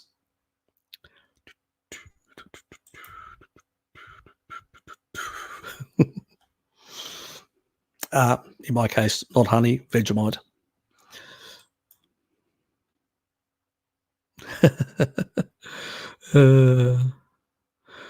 Yes. Yeah, it's that's right. Yeah, I know, it's crazy. I mean, they just, you know, they just spread like, I'm going, what the hell? It's very yeasty. You're only supposed to put a small amount, you know, to give it that nice flavor. With butter, you know, combines really well. I mean, they just go overboard. You know, some of them actually have it like they'll literally, I've seen some on the TV with a spoon, a big spoonful. I'm going, oh, what are you doing? Vegemite looks like brown toothpaste. Oh, careful what you say about the Vegemite. We'll send Bart after you.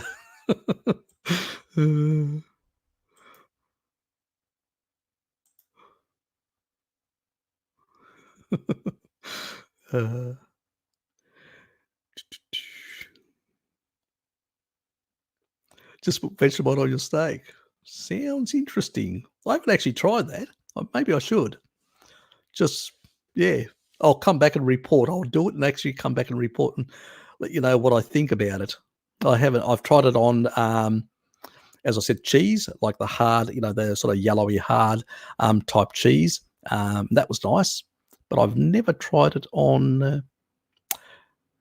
I'll try it both ways. I'll try it just on its own, plain on a steak, and then I'll try it with butter. Like I'll mix it up with butter and actually then spread it on top and see which I like the most.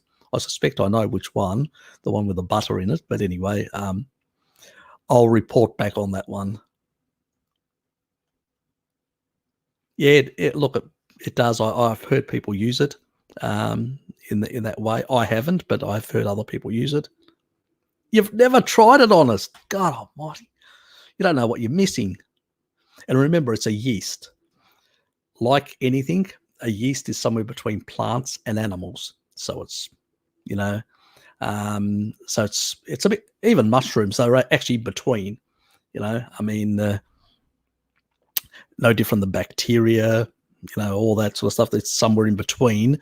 It's more, they tend to be more animal in most of their characteristics, but exhibit some plant-like features, but somewhere in the middle. So it's a sort of a grey zone for both the carnies and the vegetards.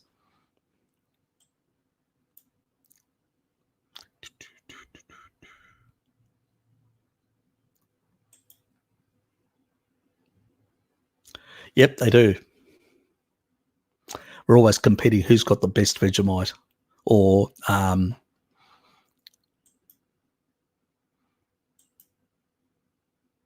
we could start a war over Vegemite potentially. So that's why I just keep it tight.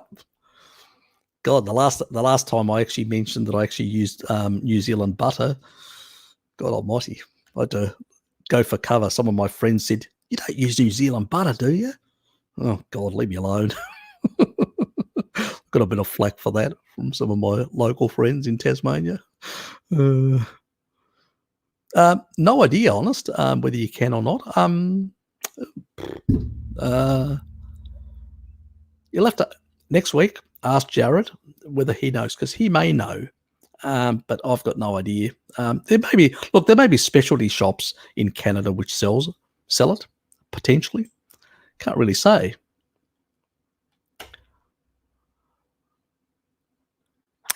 So Harry's not the only one bothered by his conspiratorial nature.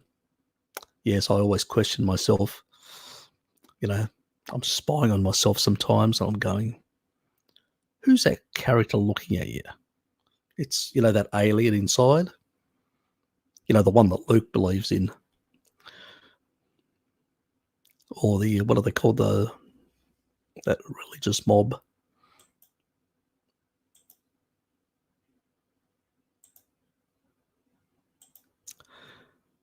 Bit of communication between the two of yous.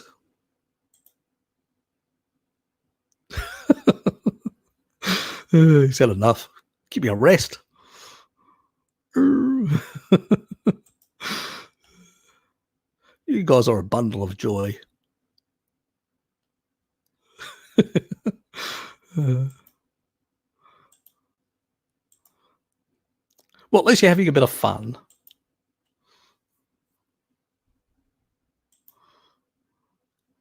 Parasitic matrix, love it.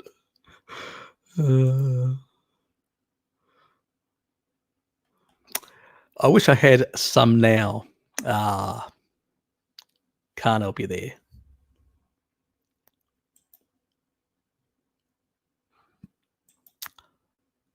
We'll cycle through until we hit a question.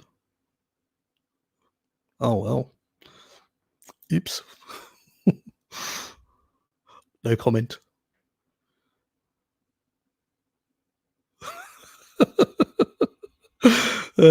Zombie. Oh, zombie mukbang. My best friend is vegan.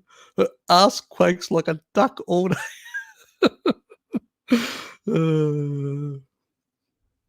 I hope you basically keep a window or door open, so basically to ventilate.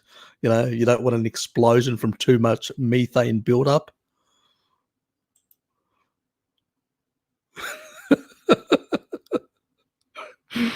You guys are heaps of fun. If I'm going to still retain some plant matter in my diet for the time being, am I better off keeping the weeds, include weeds? Dandelion and purslane. Look, herbs are probably the least of. I wouldn't go crazy on herbs, obviously. They do give flavour to food. They do have a hermetic effect, but I wouldn't include too many things. If I was going to, like some people, I've always recommended things like zucchini, some, small amounts of pumpkin, boiled, stuff like that. You can make zucchini pie with a lot of dairy. My father does a zucchini pie. If you look Greek zucchini pie, you'll get a really good recipe for that, and that is really nice and tasty. So you just basically, you don't use the phyllo, you just basically combine a lot of the dairy, feta and all that together with the zucchini and actually make it, and that is less problematic, in terms of anti-nutrients and problems like that. So you could incorporate a few of those. That's sort of more like a vegetarian, a peasant's type vegetarian meal, which is less problematic to people. So those sort of things you could, as you transition, because it's always hard, and it's always good to have some sort of transitional foods that, and I mean, whether you want to stay having some of those for more years in your life, that's up to you, mate. I mean, while I do a carnivore diet, my sort of channel is more, to promote, to unravel the bullshit and basically argue against it and put up credible, no nonsense sort of positions and arguments on things. I don't advise people to eat one way or another. But at the end of the day, I believe that an optimal diet is one with less plants in it. than more plants. So that's my sort of position. There are ones that are less deleterious that you can actually focus on, and there are other ones that are more problematic. But even some of the animal sort of stuff, if you sit there using too much things like an excessive amount of fructose from honey, well, that's not going to be very good for you. As long as unless you're in the tropics and you've got a lot of depletion of deuterium in the tropics, because there are growth factors and deuterium in that, plus the fructose is a problem in itself. So yeah, it's sort of, you have to keep those sort of things in mind. Just trying to explain stuff at this point. I just resorted to calling everything that's not animal food as slave food. God, your mum definitely is going to love you for that.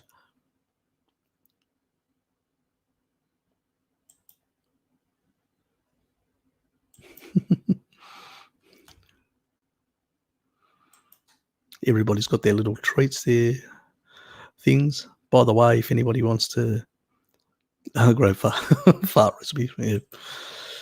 Interesting. Oops. I just damn. Go back. Where was I?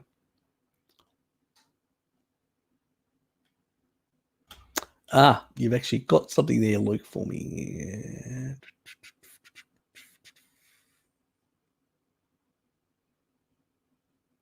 Did I pass? Must have passed it. Give me a sec. Oops.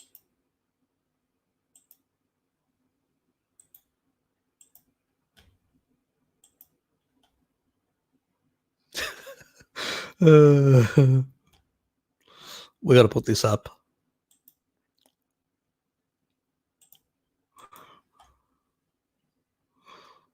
That is funny.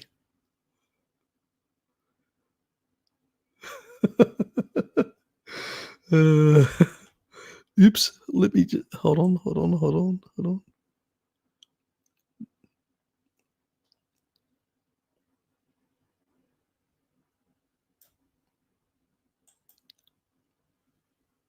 There you go. Nice one, mate. You've outdone yourself again. That could be his new logo.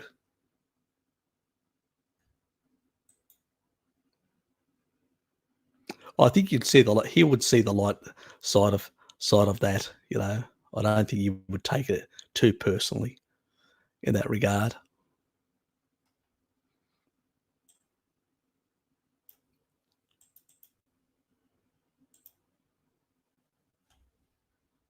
I'll make a copy of it. I'll send it to him if he doesn't come on here. Yeah, I know. I'm annoying. I'm a bad boy.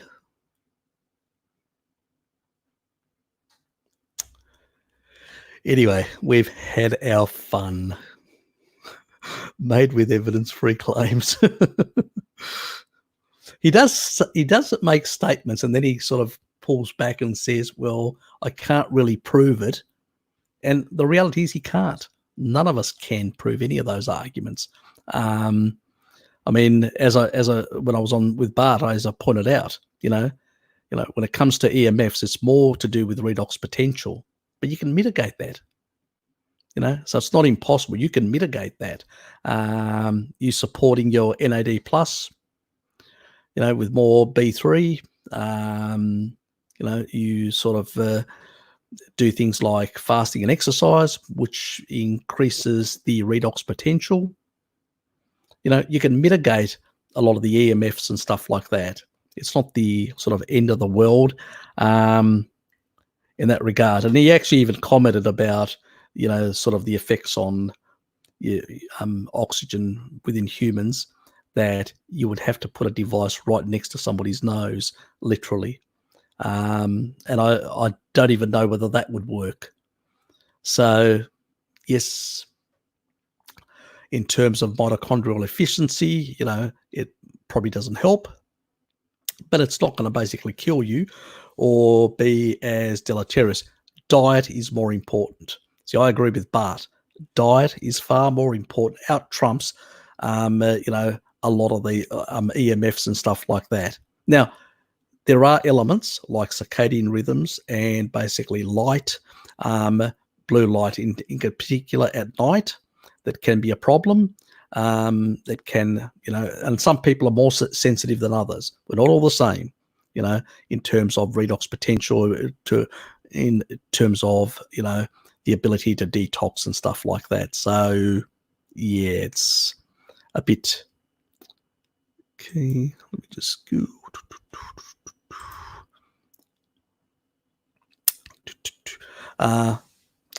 Porcelain has the highest content of omega-3s ever tested in a plant. Yeah, but that would be ALA. So it's still an issue whether you can convert it, how good a converter you are. Most Northern Europeans are not very good converters. Southern Europeans and people in the tropics tend to have some better pathways. I've got both those genes that basically I can convert much better. But, then again, it taxes resources. So even though you can convert, it's still taxing resources. Getting it from an animal source, you don't even have to convert it. You get arachidonic acid, you get DHA, done, finished, no conversion, no additional transcription factors, where your DNA has to be unraveled, transcript a whole lot of proteins and have all the different cofactors to do all that, go all through these pathways of converting things, and depends on what it is that you're converting. It's the same thing with basically there are certain amino acids, the non-essential ones that actually also require a number of, transcripted proteins, these little nanomachines that basically, enzymes as we call them, that will basically create these little, will combine certain aminos to create other amino acids that are not the non-essential. But, in that regard, I mean, it's best to sort of avoid that sort of stuff. But, for people that are slightly plant-based, and if you're to basically encourage them to improve their health, where they were unwilling to sort of, give up their plant-based lifestyle, but they were related to you and you didn't want them to, sustain any harm and all that. These are the sort of things you could say, well, why don't you try including a bit of this in your diet and a bit of that, because it would help them. It wouldn't be magical. It wouldn't actually, be a panacea for them, but at least, they're not going to be doing as much harm to themselves. And hopefully by the time, they'll have enough time to realize and pull back from those decisions, those life decisions they've made. So it has its usefulness in other ways as well. Exactly. No thanks for me either. So Richard actually said, blood sausage with bacon and eggs. Sounds fantastic, mate. Sounds absolutely fantastic. That's the sort of stuff that I sort of like as well. I actually, because we've got a German down here that actually produce a lot of this sort of stuff, and so I get different sausages and different varieties and different things and cured meats. Oh, some really nice stuff. So I'm very much spoiled in that regard. Very much. Mum, you're still having conversations with your mum, aren't you? Mate.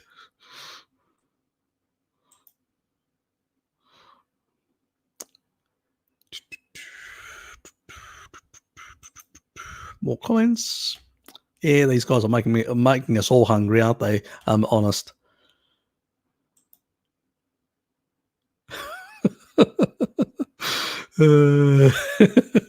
Perfect. Into the trash. Actually bury it, so not even your cats or dogs can get to it. They'll give it a miss anyway. Oops, more about that. Raw milk saved someone I know. He was a very sick kid.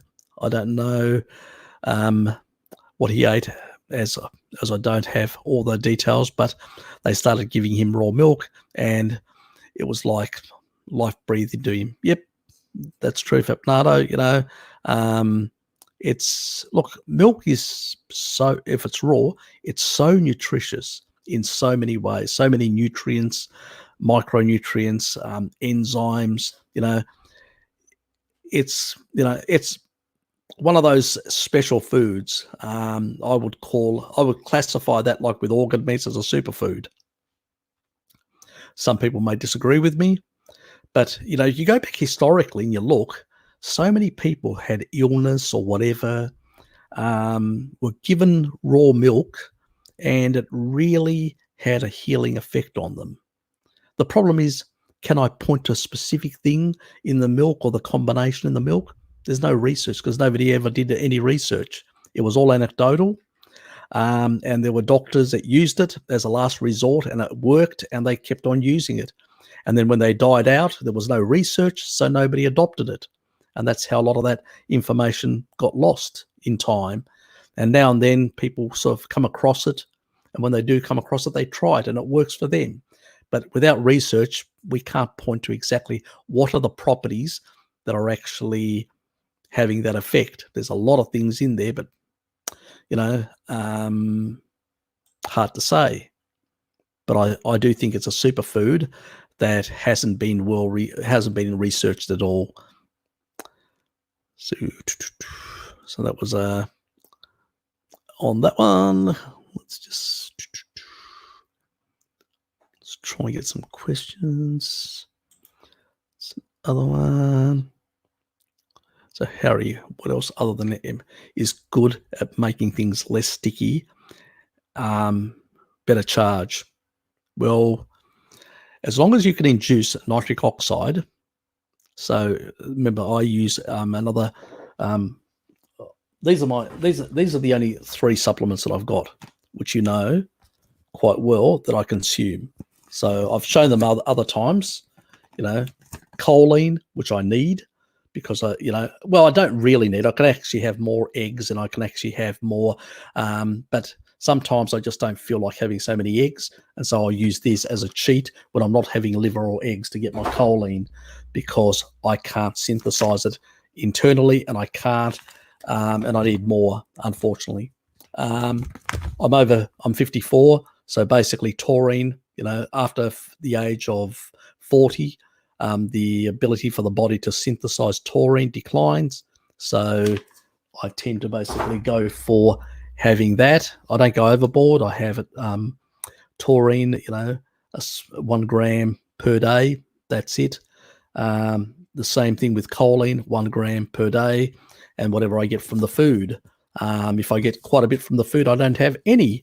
So I haven't had now, because I've been eating enough eggs, and I'm even going to make some liver later tonight. So I haven't had, what is it now, 4 or 5 days that I haven't had any of the actual choline. I've just been getting it from the food. But on the regular things that I use is basically the taurine and this one here, citrulline malate. L-citrulline is a nitric oxide booster. So what it does is it actually increases nitric oxide production. And when the endothelial cells increase nitric oxide production, they also increase this negative charge.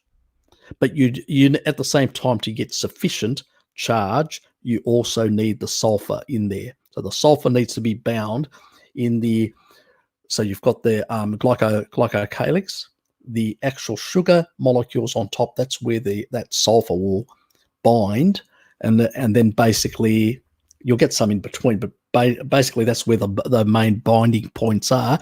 And then you basically, this release of nitric oxide actually helps in building up that sort of negative charge, and with the actual sulfur there, and combining that, it creates this sort of like a matrix that basically allows things to flow. So that's really important. That can get disrupted by sugar, because sugar can stick like you consume sugar. And the same thing with the lipoproteins, your LDL, your VLDL and all that. So HDL, all these lipoproteins, they themselves can get too much sugar molecules on them. And what it does is, because they've got a positive charge, when they do stick on there, they break the sort of the cohesiveness of the actual charge, and they diminish it, and then these things can become more sticky, so negative, positive sort of stick, negative sort of keep each other apart. Same thing with the pericellular matrix of small organisms that you may be infected with parasites, have around their pericellular matrix. They have these little hairline structures. They are similar to the glycocalyx hairline structures that are on, there are different types, because there are some of them a protein, that's why they're called glycoproteins or glycolipids. So there are different structures depending on the organism, the location, and whatever else, and the different parts that are. But we won't go into that. That's for another day, because I need to show it on screen properly and explain it. So that's biochemistry. That's for another day. But the key thing is, if you've basically got good level of sulfonation, as we call it, and good levels of nitric oxide can actually be increased with exercise. That's why exercise is good. With fasting also tends to have a positive effect on nitric oxide production. Low carbohydrate diets also tend to have a better effect on nitric oxide production, and also L-citrulline is really good for that. And since a decade ago, when I had my cardiovascular disease, it's something that I came across 2 years after, which, so basically at that stage, I sort of made the shift and incorporated those, and I've still got them in my diet, as my part of my toolkit. So that's the only other thing that helps with that stickiness. And really the major thing is you can take all these things, supplements. Because the other one's up there, I'm not going to bring it down. So it's those three, which two of them are the main ones that I use, and then the MSM, which I occasionally use. I don't use it every day. I just use it occasionally. So probably about twice or three times a day, depending on how many eggs. If I consume a lot of eggs, I may cut back the MSM to 2 days, because there's a lot of sulfur amino acids in eggs. That's that smelly thing, So you can get plenty of sulfur from eggs. You don't necessarily need to get it from MSM. MSM is a specific type that is quite beneficial in terms of blood-brain barrier and other things. And so I sort of add it into the mix, but I don't over-consume it. It takes me ages to get through it anyway. And it's all, again, I don't like taking too many things for the deuterium reason. If I can find an option that is better getting it from food, I'll get it from food in that regard. And sometimes, I just don't feel like eating too many eggs, and I'll go, okay, I'll throw a bit in, and that's what I do. So it's, long-winded answer, but that's the sort of approach. Lifting out of them. Yep, that was a comment from Luke. Let's find some questions.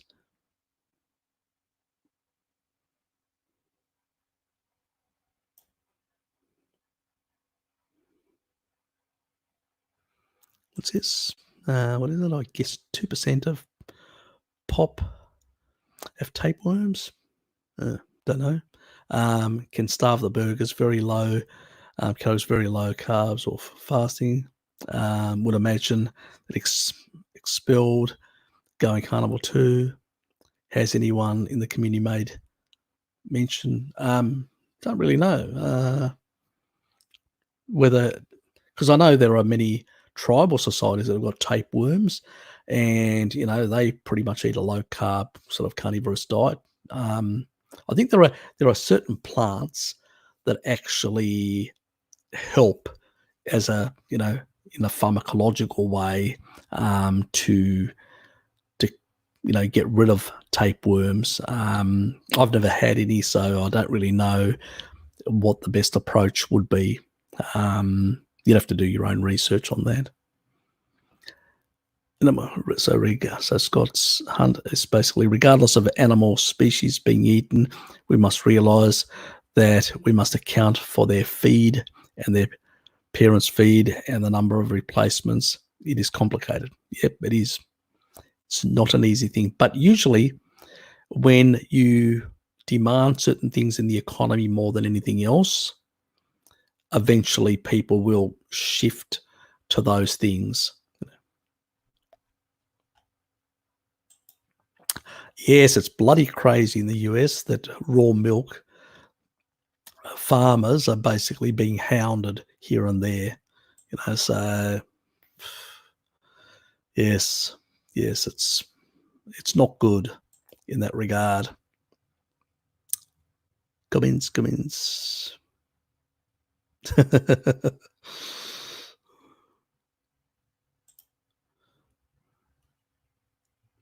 So, Harry, any thoughts on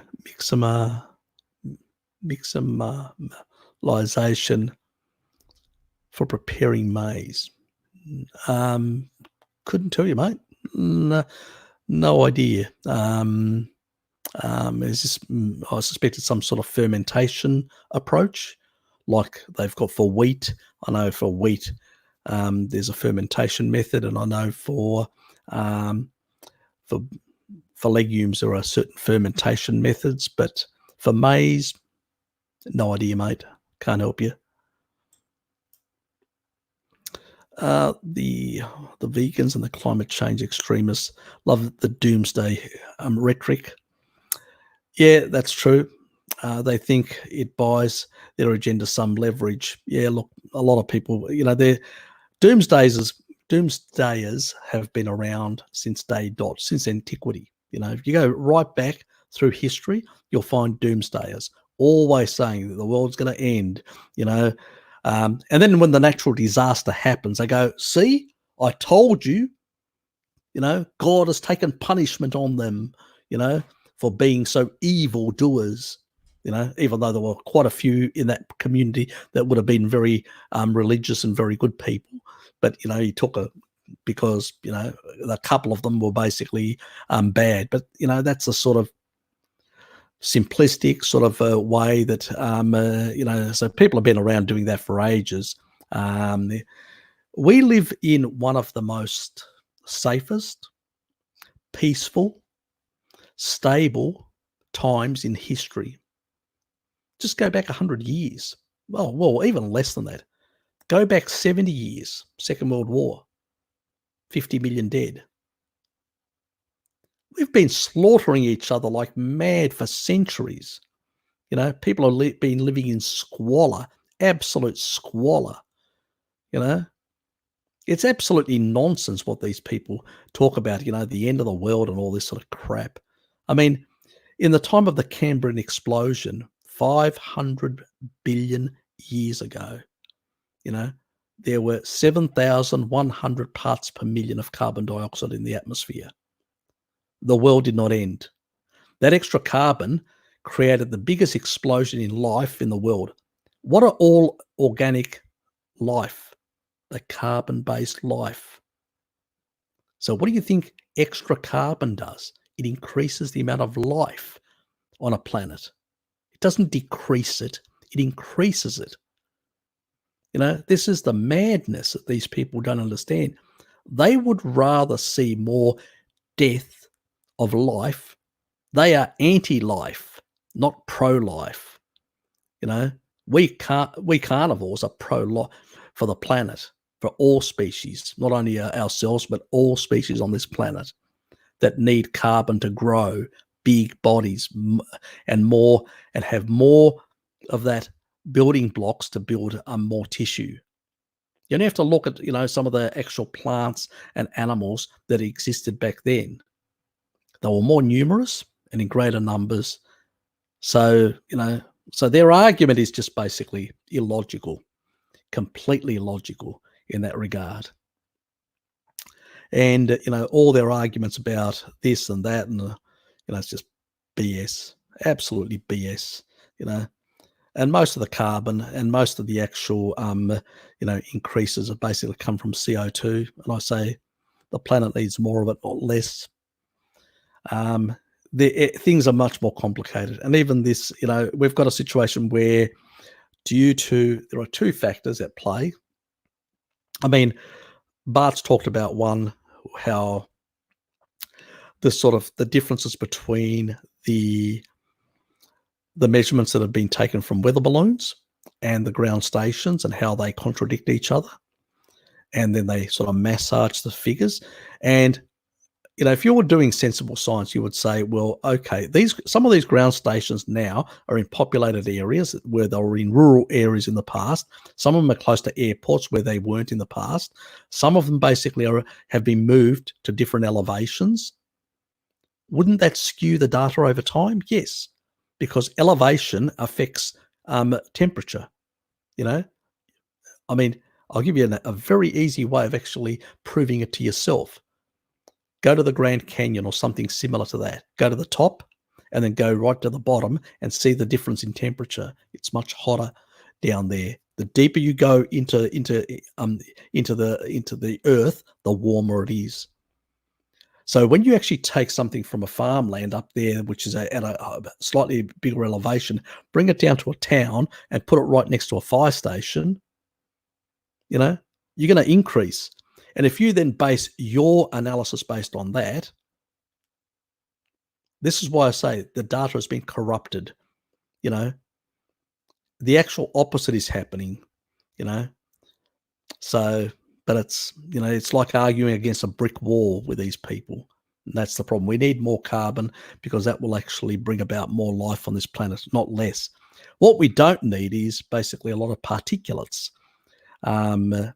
We basically need, cleaner. So if we're going to have these sort of power stations, they need to basically, like we mandated clean air in the US, in Europe, in many other parts of the world, where the companies had to put, a sort of capture device to keep out all the soot and all the particulates, because some of those particulates as well have some level of low level radiation, because that's, you don't only get basically coal, but coal has combining certain minerals that have got some radioactive properties. So you need to basically contain that properly and just let out the CO2, which is beneficial for the whole planet.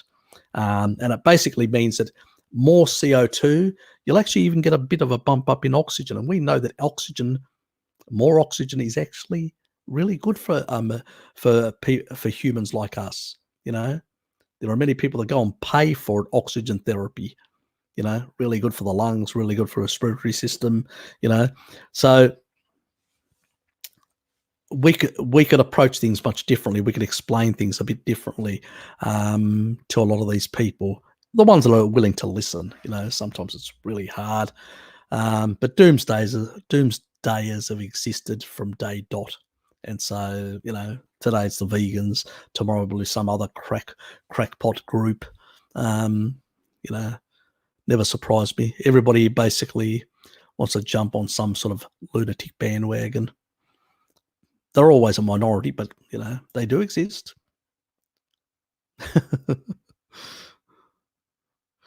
Yes, he left. You will have to get a photo, an image of him next time. You weren't fast enough, mate.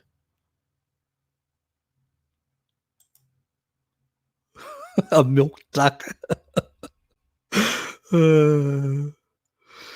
Yes, it's you want him at the other end with one of those machine guns and basically turning on the tap, turning on the tap with a machine gun there protecting his milk supply coming in.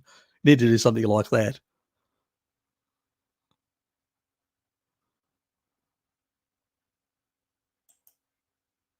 I think he likes it.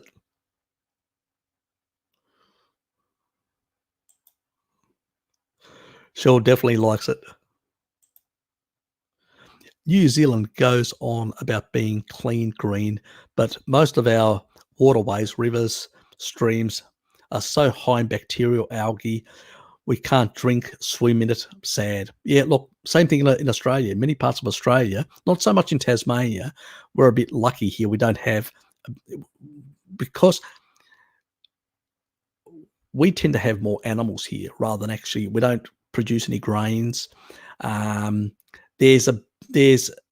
the only things that we produce are basically sort of medicinal type things like flowers. That's in the north part of the state. They produce poppies for the pharmaceutical industry. What else? Yeah, it's those sort of things. And a lot of fruit and veggies type things, some fruit. So we don't have a lot of grain production in that regard. So we don't have this high level of petrochemical inputs that you get on the mainland in Australia. But in Australia, if you go basically New South Wales, Victoria, those big, Queensland, those big states, the Murray-Darling River that flows all the way out to Adelaide in South Australia. Yeah, that waterway, if you go through it, in some areas it's so toxic, it's like battery acid. That's how bad it is, so yeah. And that's basically all this grain agriculture is all through that region, so wheat, barley, all these sort of things are grown through these whole regions. It's not animals. If you go, a lot of animals are basically in some parts of Queensland, some parts of, places like Northern Territory and all that, where they've got heaps of water and they don't have those issues. And a lot of them are just on cattle stations in the Northern Territory, these massive kilometre-wide cattle stations, and then they basically take them to the port of Darwin when they export them. But if you look at basically these sort of areas, which is basically Western New South Wales, if you know the area, Southern Queensland and parts of Northern Victoria and all that sort of belt that goes through, that is the main belt that we produce most of our commodity export type grain exports. And that part of the waterway is absolutely riddled. And as I said, some parts are so bad they're worse than battery acid. Forget about algae. This is next level type, damaged. So where so much water's been taken out, you've got algae blooms, but so much water taken out in certain areas for these crops that basically the pH has changed so badly. Yeah, it's crazy stuff. Yeah, that's what we need. We need crop rotation and stuff like that. But we need. This is an area where, even with, I don't like to say this, but even with the veg tarts, we could agree to basically promote better agricultural practices, because at the end of the day, we all benefit. So there are areas where we can agree and we work together. We don't have to agree on everything, but there are areas where with a lot of people, because at the end of the day, if our waterways are shit and we're not basically getting better results, we all suffer, because we're all part of the land, citizens of whatever country you're in. So yeah, exactly. If you can't, you can't swim in them, you can't, it's just, yeah.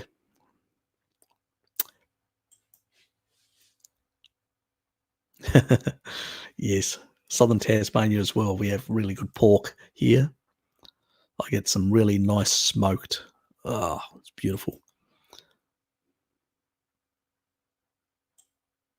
So it is. So acorn. So they do feed them some acorns. Okay, good to know.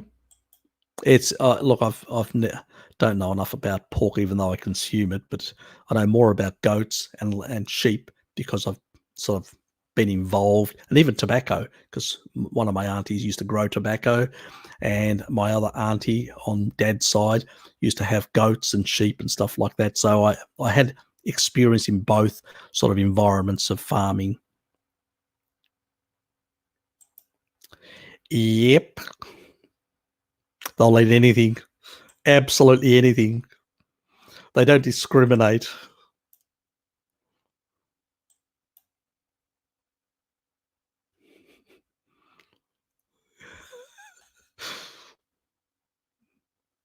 That's why you be nice, as Jared says, to your local pig farmer.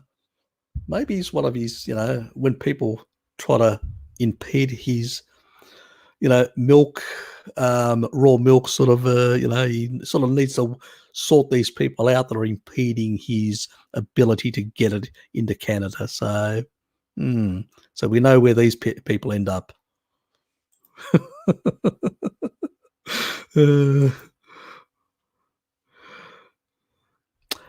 I've thought that too. Is more things about pigs. Yeah, they'll eat anything. You can. Oh God, I think probably the only things that they probably won't eat is battery acid or something like that. But they'll eat anything. God Almighty. I've seen pigs. You can throw anything. Whatever. They'll get through bones. I'll literally. Very few animals that can do that in nature. I mean, they're just incredible. They're just basically the perfect, let's say, recycling machine. So my dad, granddad, free ranged his pigs and fed them cow's milk. Okay, didn't realize that. When they had too much after milking. Okay, so when they had too much, this was 70 years ago. Yeah, you probably. I know the French do fatten their pigs up by feeding them a lot of the lactose.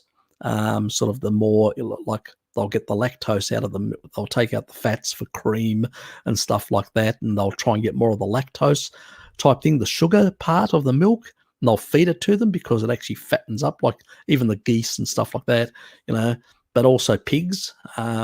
So yeah, maybe your granddad was doing something similar, potentially, because you wouldn't give them fatty milk. You would just give them basically you want to basically encourage fatness. So not catabolism, local farms, pigs range. Yep.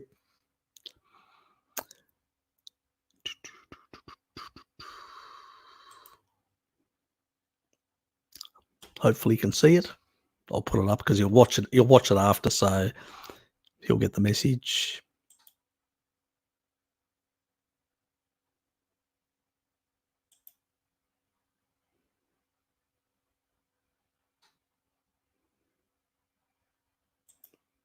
Okay. Whatever works for you, Scott. Vegemite gravy. It's a different combo. Okay. Comments. Questions. Couldn't believe kids could swap their Vegemite sandwich for a roast chicken and mayonnaise at one school in Australia. Kids will do strange things. Depends. Look, a lot of parents nowadays probably don't consume as much as they used to. So, kids change, their taste buds change. Yeah, I know. Well, we've got to have a bit of fun, So Richard just says New Zealanders and Australians pretend to hate each other. Yeah, that's true. I mean, I do it all the time with Bart, as well. A bit of flack here about the, sheep and stuff like that, the sheep jokes. But I have to be careful because I get the, being Australian, I get the goat ones and the goat husbandry. And on top of that, I've told everyone in the world that basically I helped my auntie with goats and basically taking them out to pasture and basically, herding them and stuff like that. And, so yeah, I haven't heard the end of it from some of my friends. That was a poor thing for me to reveal. Nah, Nutella's too sweet. I don't really like sweet things. I prefer savoury things like.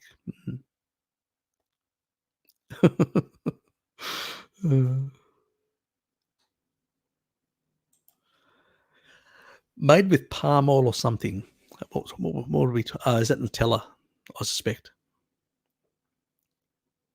Palm oil isn't too bad in that regard. It's very high in vitamin E, and as long as it's not overly refined, but it's nothing. It's like anything. I know my nephews are really into exactly a shit in a jar.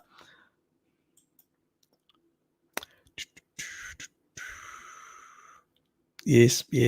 Actually, when it comes to chocolate, I do have genetics for it as well. I have one of the. Hold on, bring it up. Can't remember all these things. I'll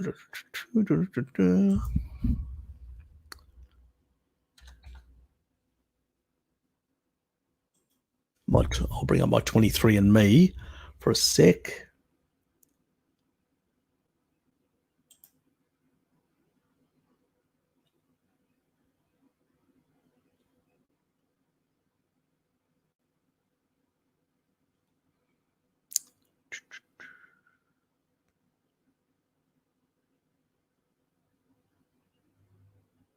Need to find that.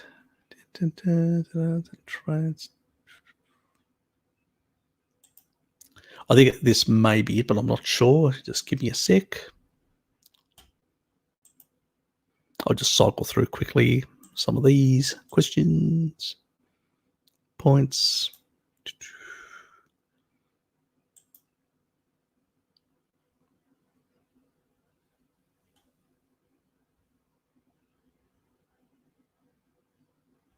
No, not that one.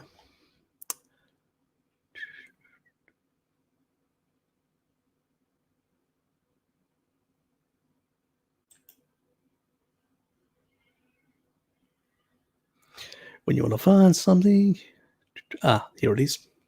Neanderthal.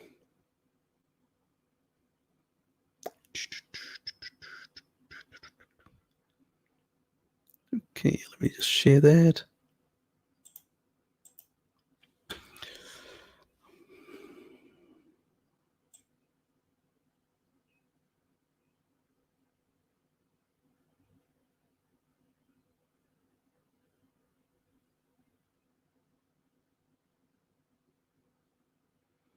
Okay, so let me get to that spot so I don't lose my spot. So basically, there is, out of all the sort of Neanderthal sort of variants, I'm one of those people that have got one of the highest amount in that case. So the highest is somebody that's got about 397 variants. I've got 298. There are people that have got much lower than that. But one of the things, so I don't have the straight hair. I can tell you my hair gets quite curly. But I do have this. So let me just increase that.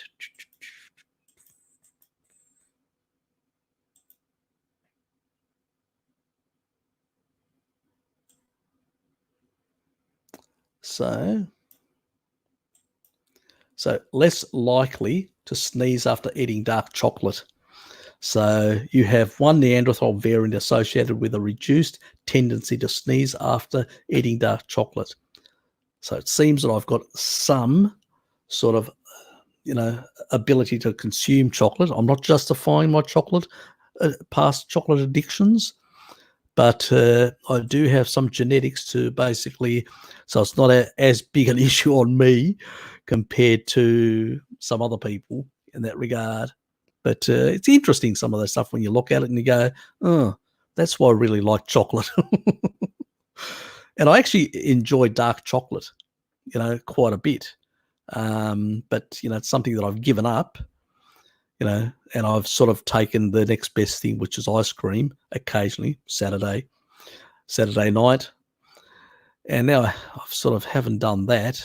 I didn't do that last night, and the only reason was because I usually would go around to a mate's place and would buy an ice cream and would have meat and all that, and then after that we'd both have half a tub of ice cream. Yeah, I know. So, oops.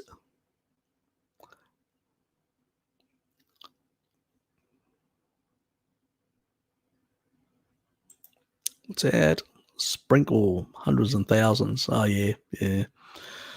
Yeah, we used to do that on bread with bread, butter, and sprinkling hundreds and thousands. Yep, I remember that. As a youngster.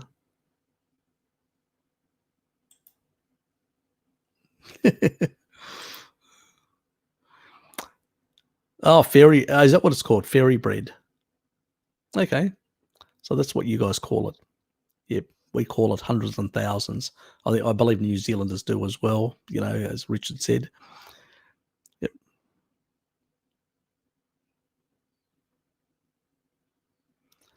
More about bread, more about banter, about you guys.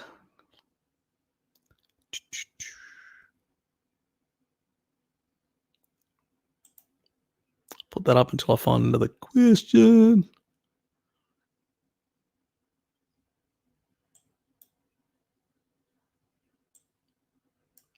And Harry, going back to your raw milk comments, any thoughts about taking colostrum powder? As I said, if it's grass fed, it's from a good source, less of an issue. If it's, you know, one of those commercial ones, really poor quality, you know, and the sort of, yeah, you may not be getting as much nutrition, paying and throwing away money. So it depends on the quality of it in that regard. So get a good quality if you're going to use it. Yes, it's good for health. It's good for the immune system. So, but also you can use proteolytic enzymes as well. And I am going to make a proteolytic enzyme type vid, which ones I think are much better to be used for the immune system, and also for things like clearing up scar tissue inside you, which is important. So, you know, helping the body clean up things, which is sort of important to sort of rejuvenate tissue and, you know, in that regard. I mean, you can go to next level stuff, which is a bit more expensive and all that, which is basically like those sort of nutraceuticals that have like stem cell activation, which is one of the ones that Bart used for his eyes when he was losing his eyesight, and he used that, and it does work. Don't get me wrong. The only problem is it's misdirected. So if you've got a heart condition, an eye condition, it'll prioritize the heart, not the eyes. That's the only problem with that. So you may have to take it for a longer period of time, fix one problem, then get to the lower priority issues that you may have within your body. So that's another option. If you go to his videos and go right down, I think it's nearly at the end, because it was one of his early ones that he made. So if you, in that order, you look at the older ones, you should find that one with the stem cells. So I've looked into it. I mean, I don't need it personally, but I've looked into it, and it does work. But not only Bart, many other people that have used it, it does work for them. But as I said, it's untargeted. So, you know, if you've got two ailments, it'll go to the one, it'll prioritize the one the body considers more important for survival. So, yeah, that's the downside. You may have to, you know, buy quite a bit for a very much longer period of time, where some of these, like proteolytic enzymes and all that, they're not as effective, but they go everywhere. So they do a bit better here and there and everywhere. You know, you could combine both. You know, it's at the end of the day, how deep are your pockets? You know, it's a choice you have to make. I can't make it for you. Lamb is common in the major supermarkets. You know, okay, so that must be something further up in. It's a comment. Yep, it is.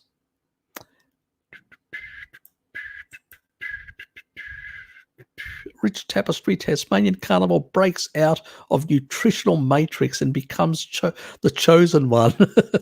Stop bullets and coronavirus. I'm a Superman.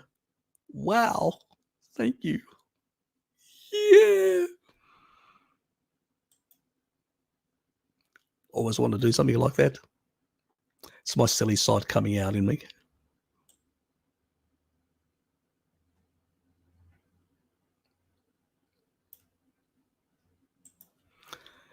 But the cave paintings, zodiac of grains. No, I sort of missed that conversation. Sorry, guys.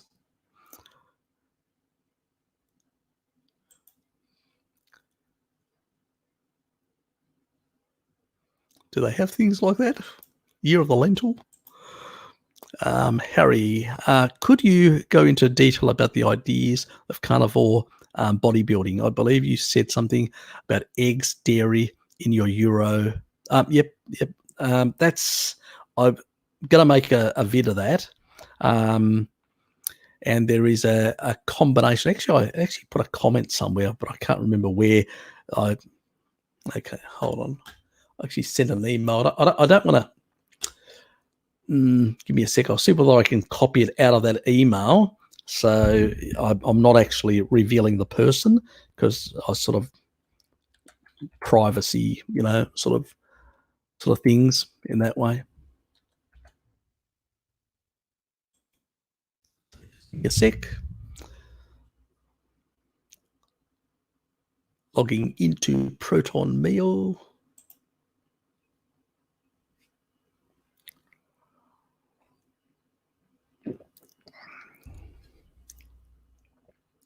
And it's not mine. It's, basically old bodybuilders' secrets that was done by people like Arnie and people like that back in those years.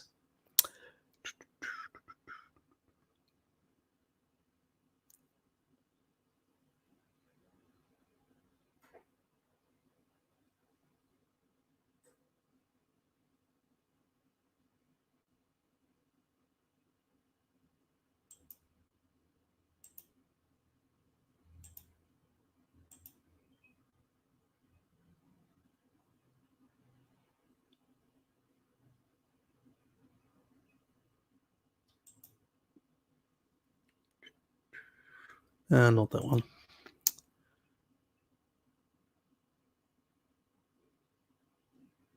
Nope.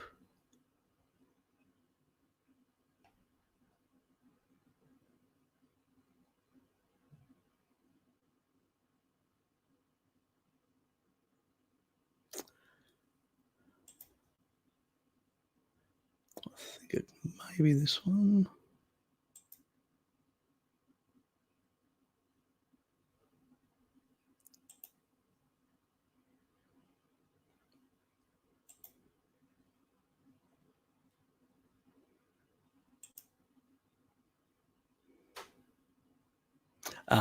Here it is.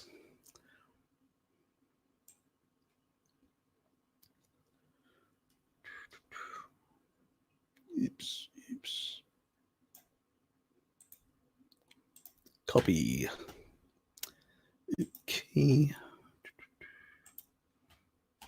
Paste.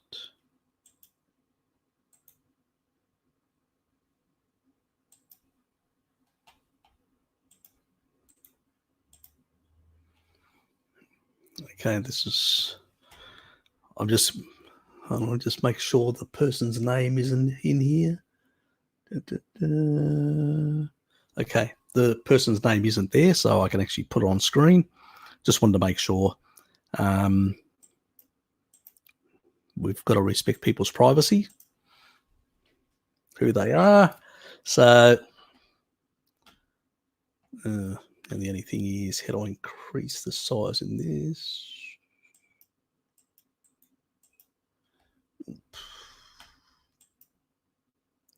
Zoom in.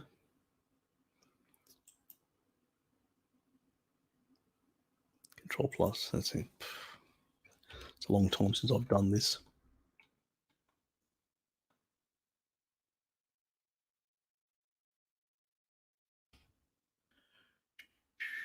So there was a snip in terms of the genetics which tells you whether, you're basically built for a sprinter or a bodybuilder. I've got the actual built for bodybuilding and sprinting. So that's why I've got a bit more pronounced upper body type. Not that so it has to do with myostatin, stuff like that, but I won't go into that because that's not the question. This is the same one that I actually sent Frankie as well. Let me just move it up. This old school protein shake. So basically, it's half and half cream and milk. Let me just enlarge that a bit more.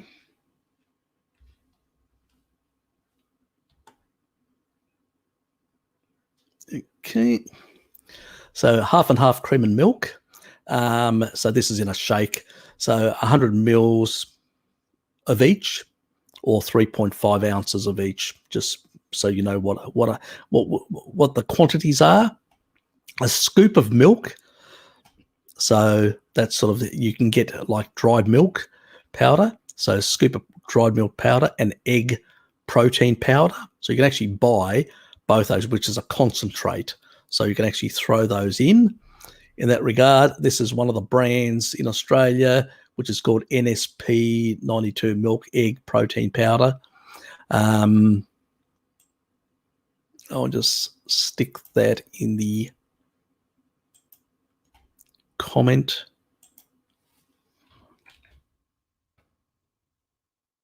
So you can see what it is. It's right at the bottom. So, and basically you mix it with a fork. So you can sort of, because you can't do it with a spoon. You've got to do it with a fork to basically break because otherwise it clumps too much. You don't want that too much clumpiness.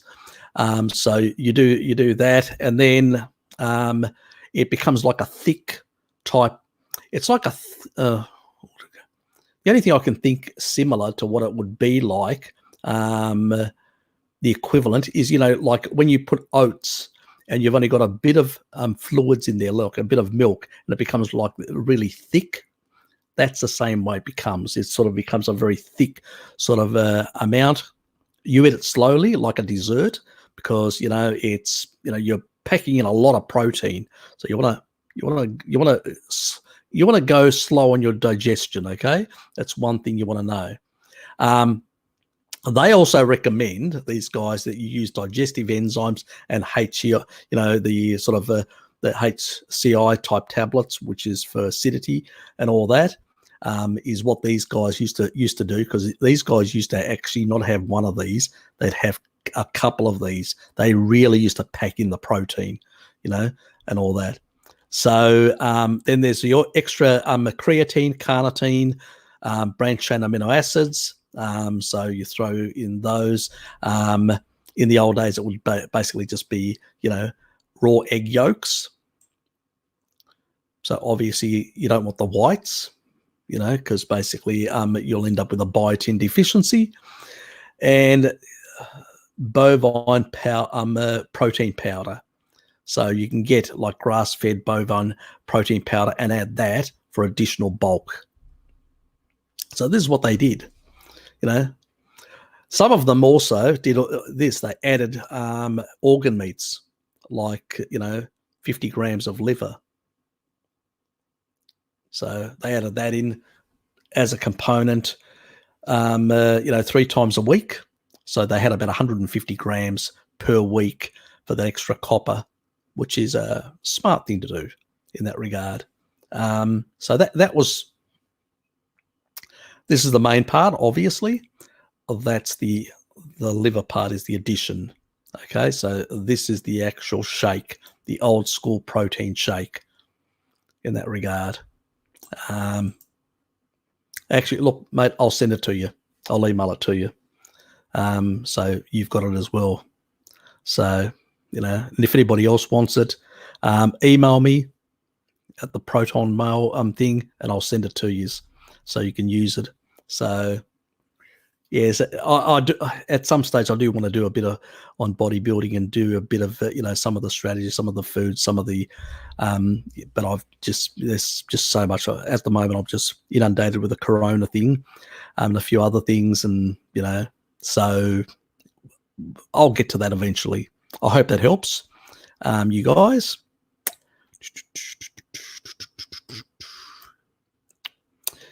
And I better start moving down. I'm trying to get a few of the other questions out of the way as well. Oops, overshot.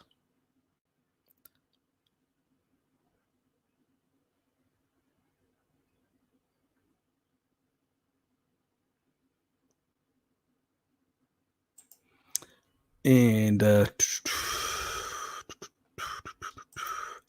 also, Harry, if you feel like worthy co-host, yep, I'm down for it. Yep, okay, mate.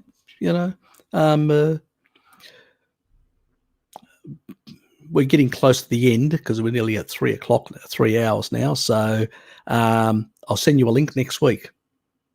So if you want to come on, even if it's for a short period of time, not a problem.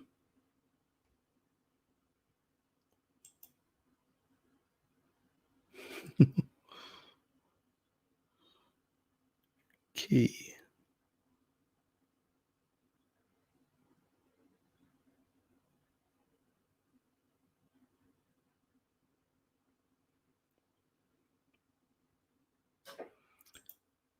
Yeah, sweet dreams, Fapnado. So, so you got another image for me, mate.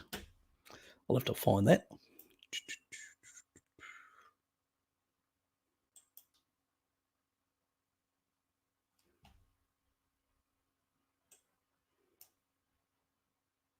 Oops.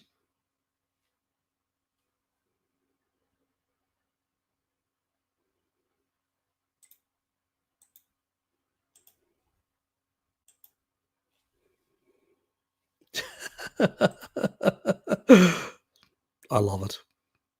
Absolutely love it. Mate, you've outdone yourself. Guys, you need to see this.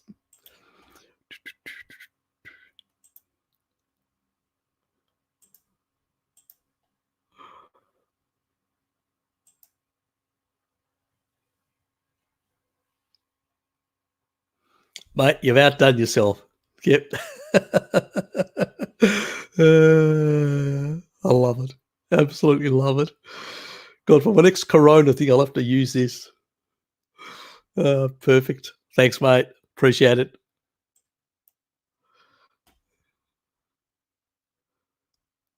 I get spoiled. You're spoiling me, mate.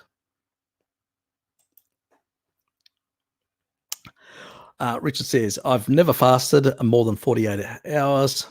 I'm already too light and can't tolerate too much fat in refeeds. Yep, I understand that. Yep, look, it's not a good look unless you're actually, let's say you want to reset your immune system. What I would do is I would absolutely pig out, a couple of days prior to that. I'll eat extra and all that. And then I would fast for 3+ days for 72 hours, reset my immune system, as long as you're away from other people. And so you're not making yourself vulnerable.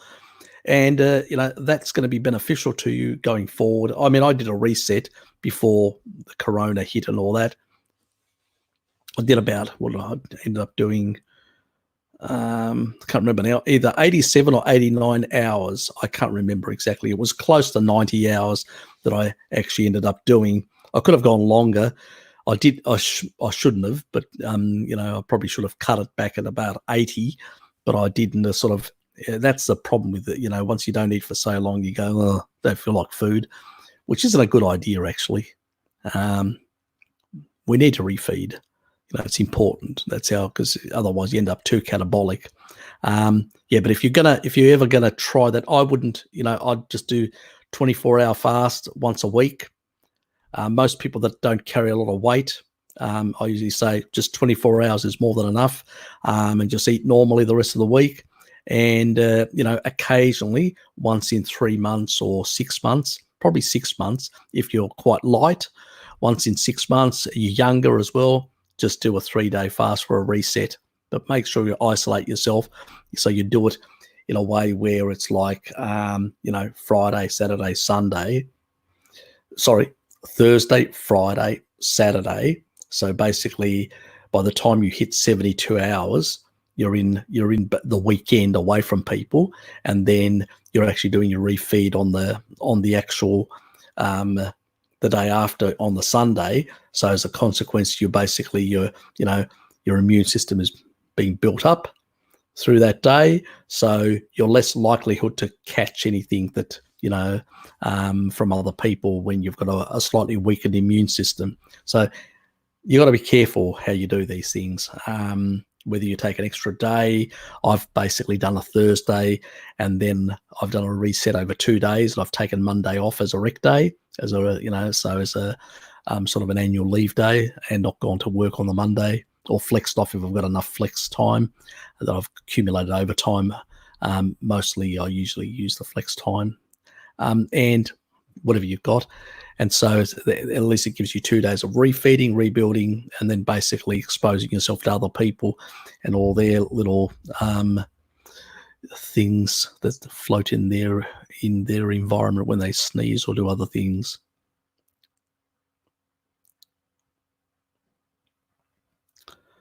And I wouldn't do it. The other thing is I wouldn't do it in winter. I'd basically I'd focus on autumn and spring.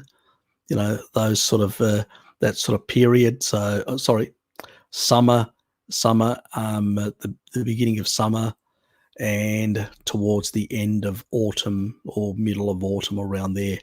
So that's sort of, so you've got about six odd months in between. So you're getting a bit of vitamin D. Your immune system is a bit better because it's got and I would basically get out in the sun quite a bit before I did a fast to add more vitamin D into my system. So, you're supporting slightly that immune system. Really important. Yep. You're welcome, Bo.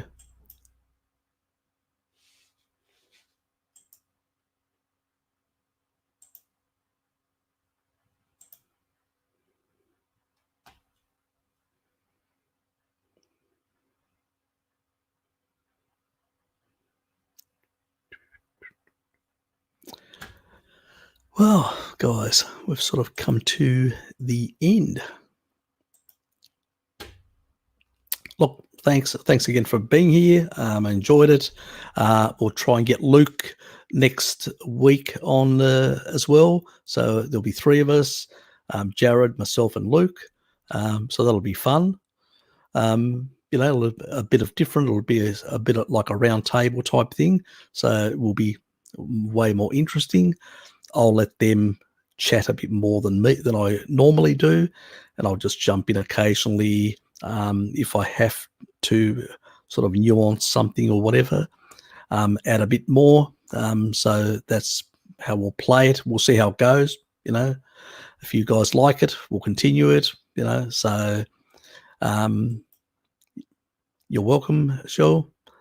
And so if you haven't seen the other one, the Corona thing that I put up last night, go away and check that out. There's a few bits of information there that will help you sort of add to your toolkit and preparations in that regard, but also for your family. There's going to be information there that will help them a bit as well. So yeah, take care. I mean, try and isolate yourself as much as possible.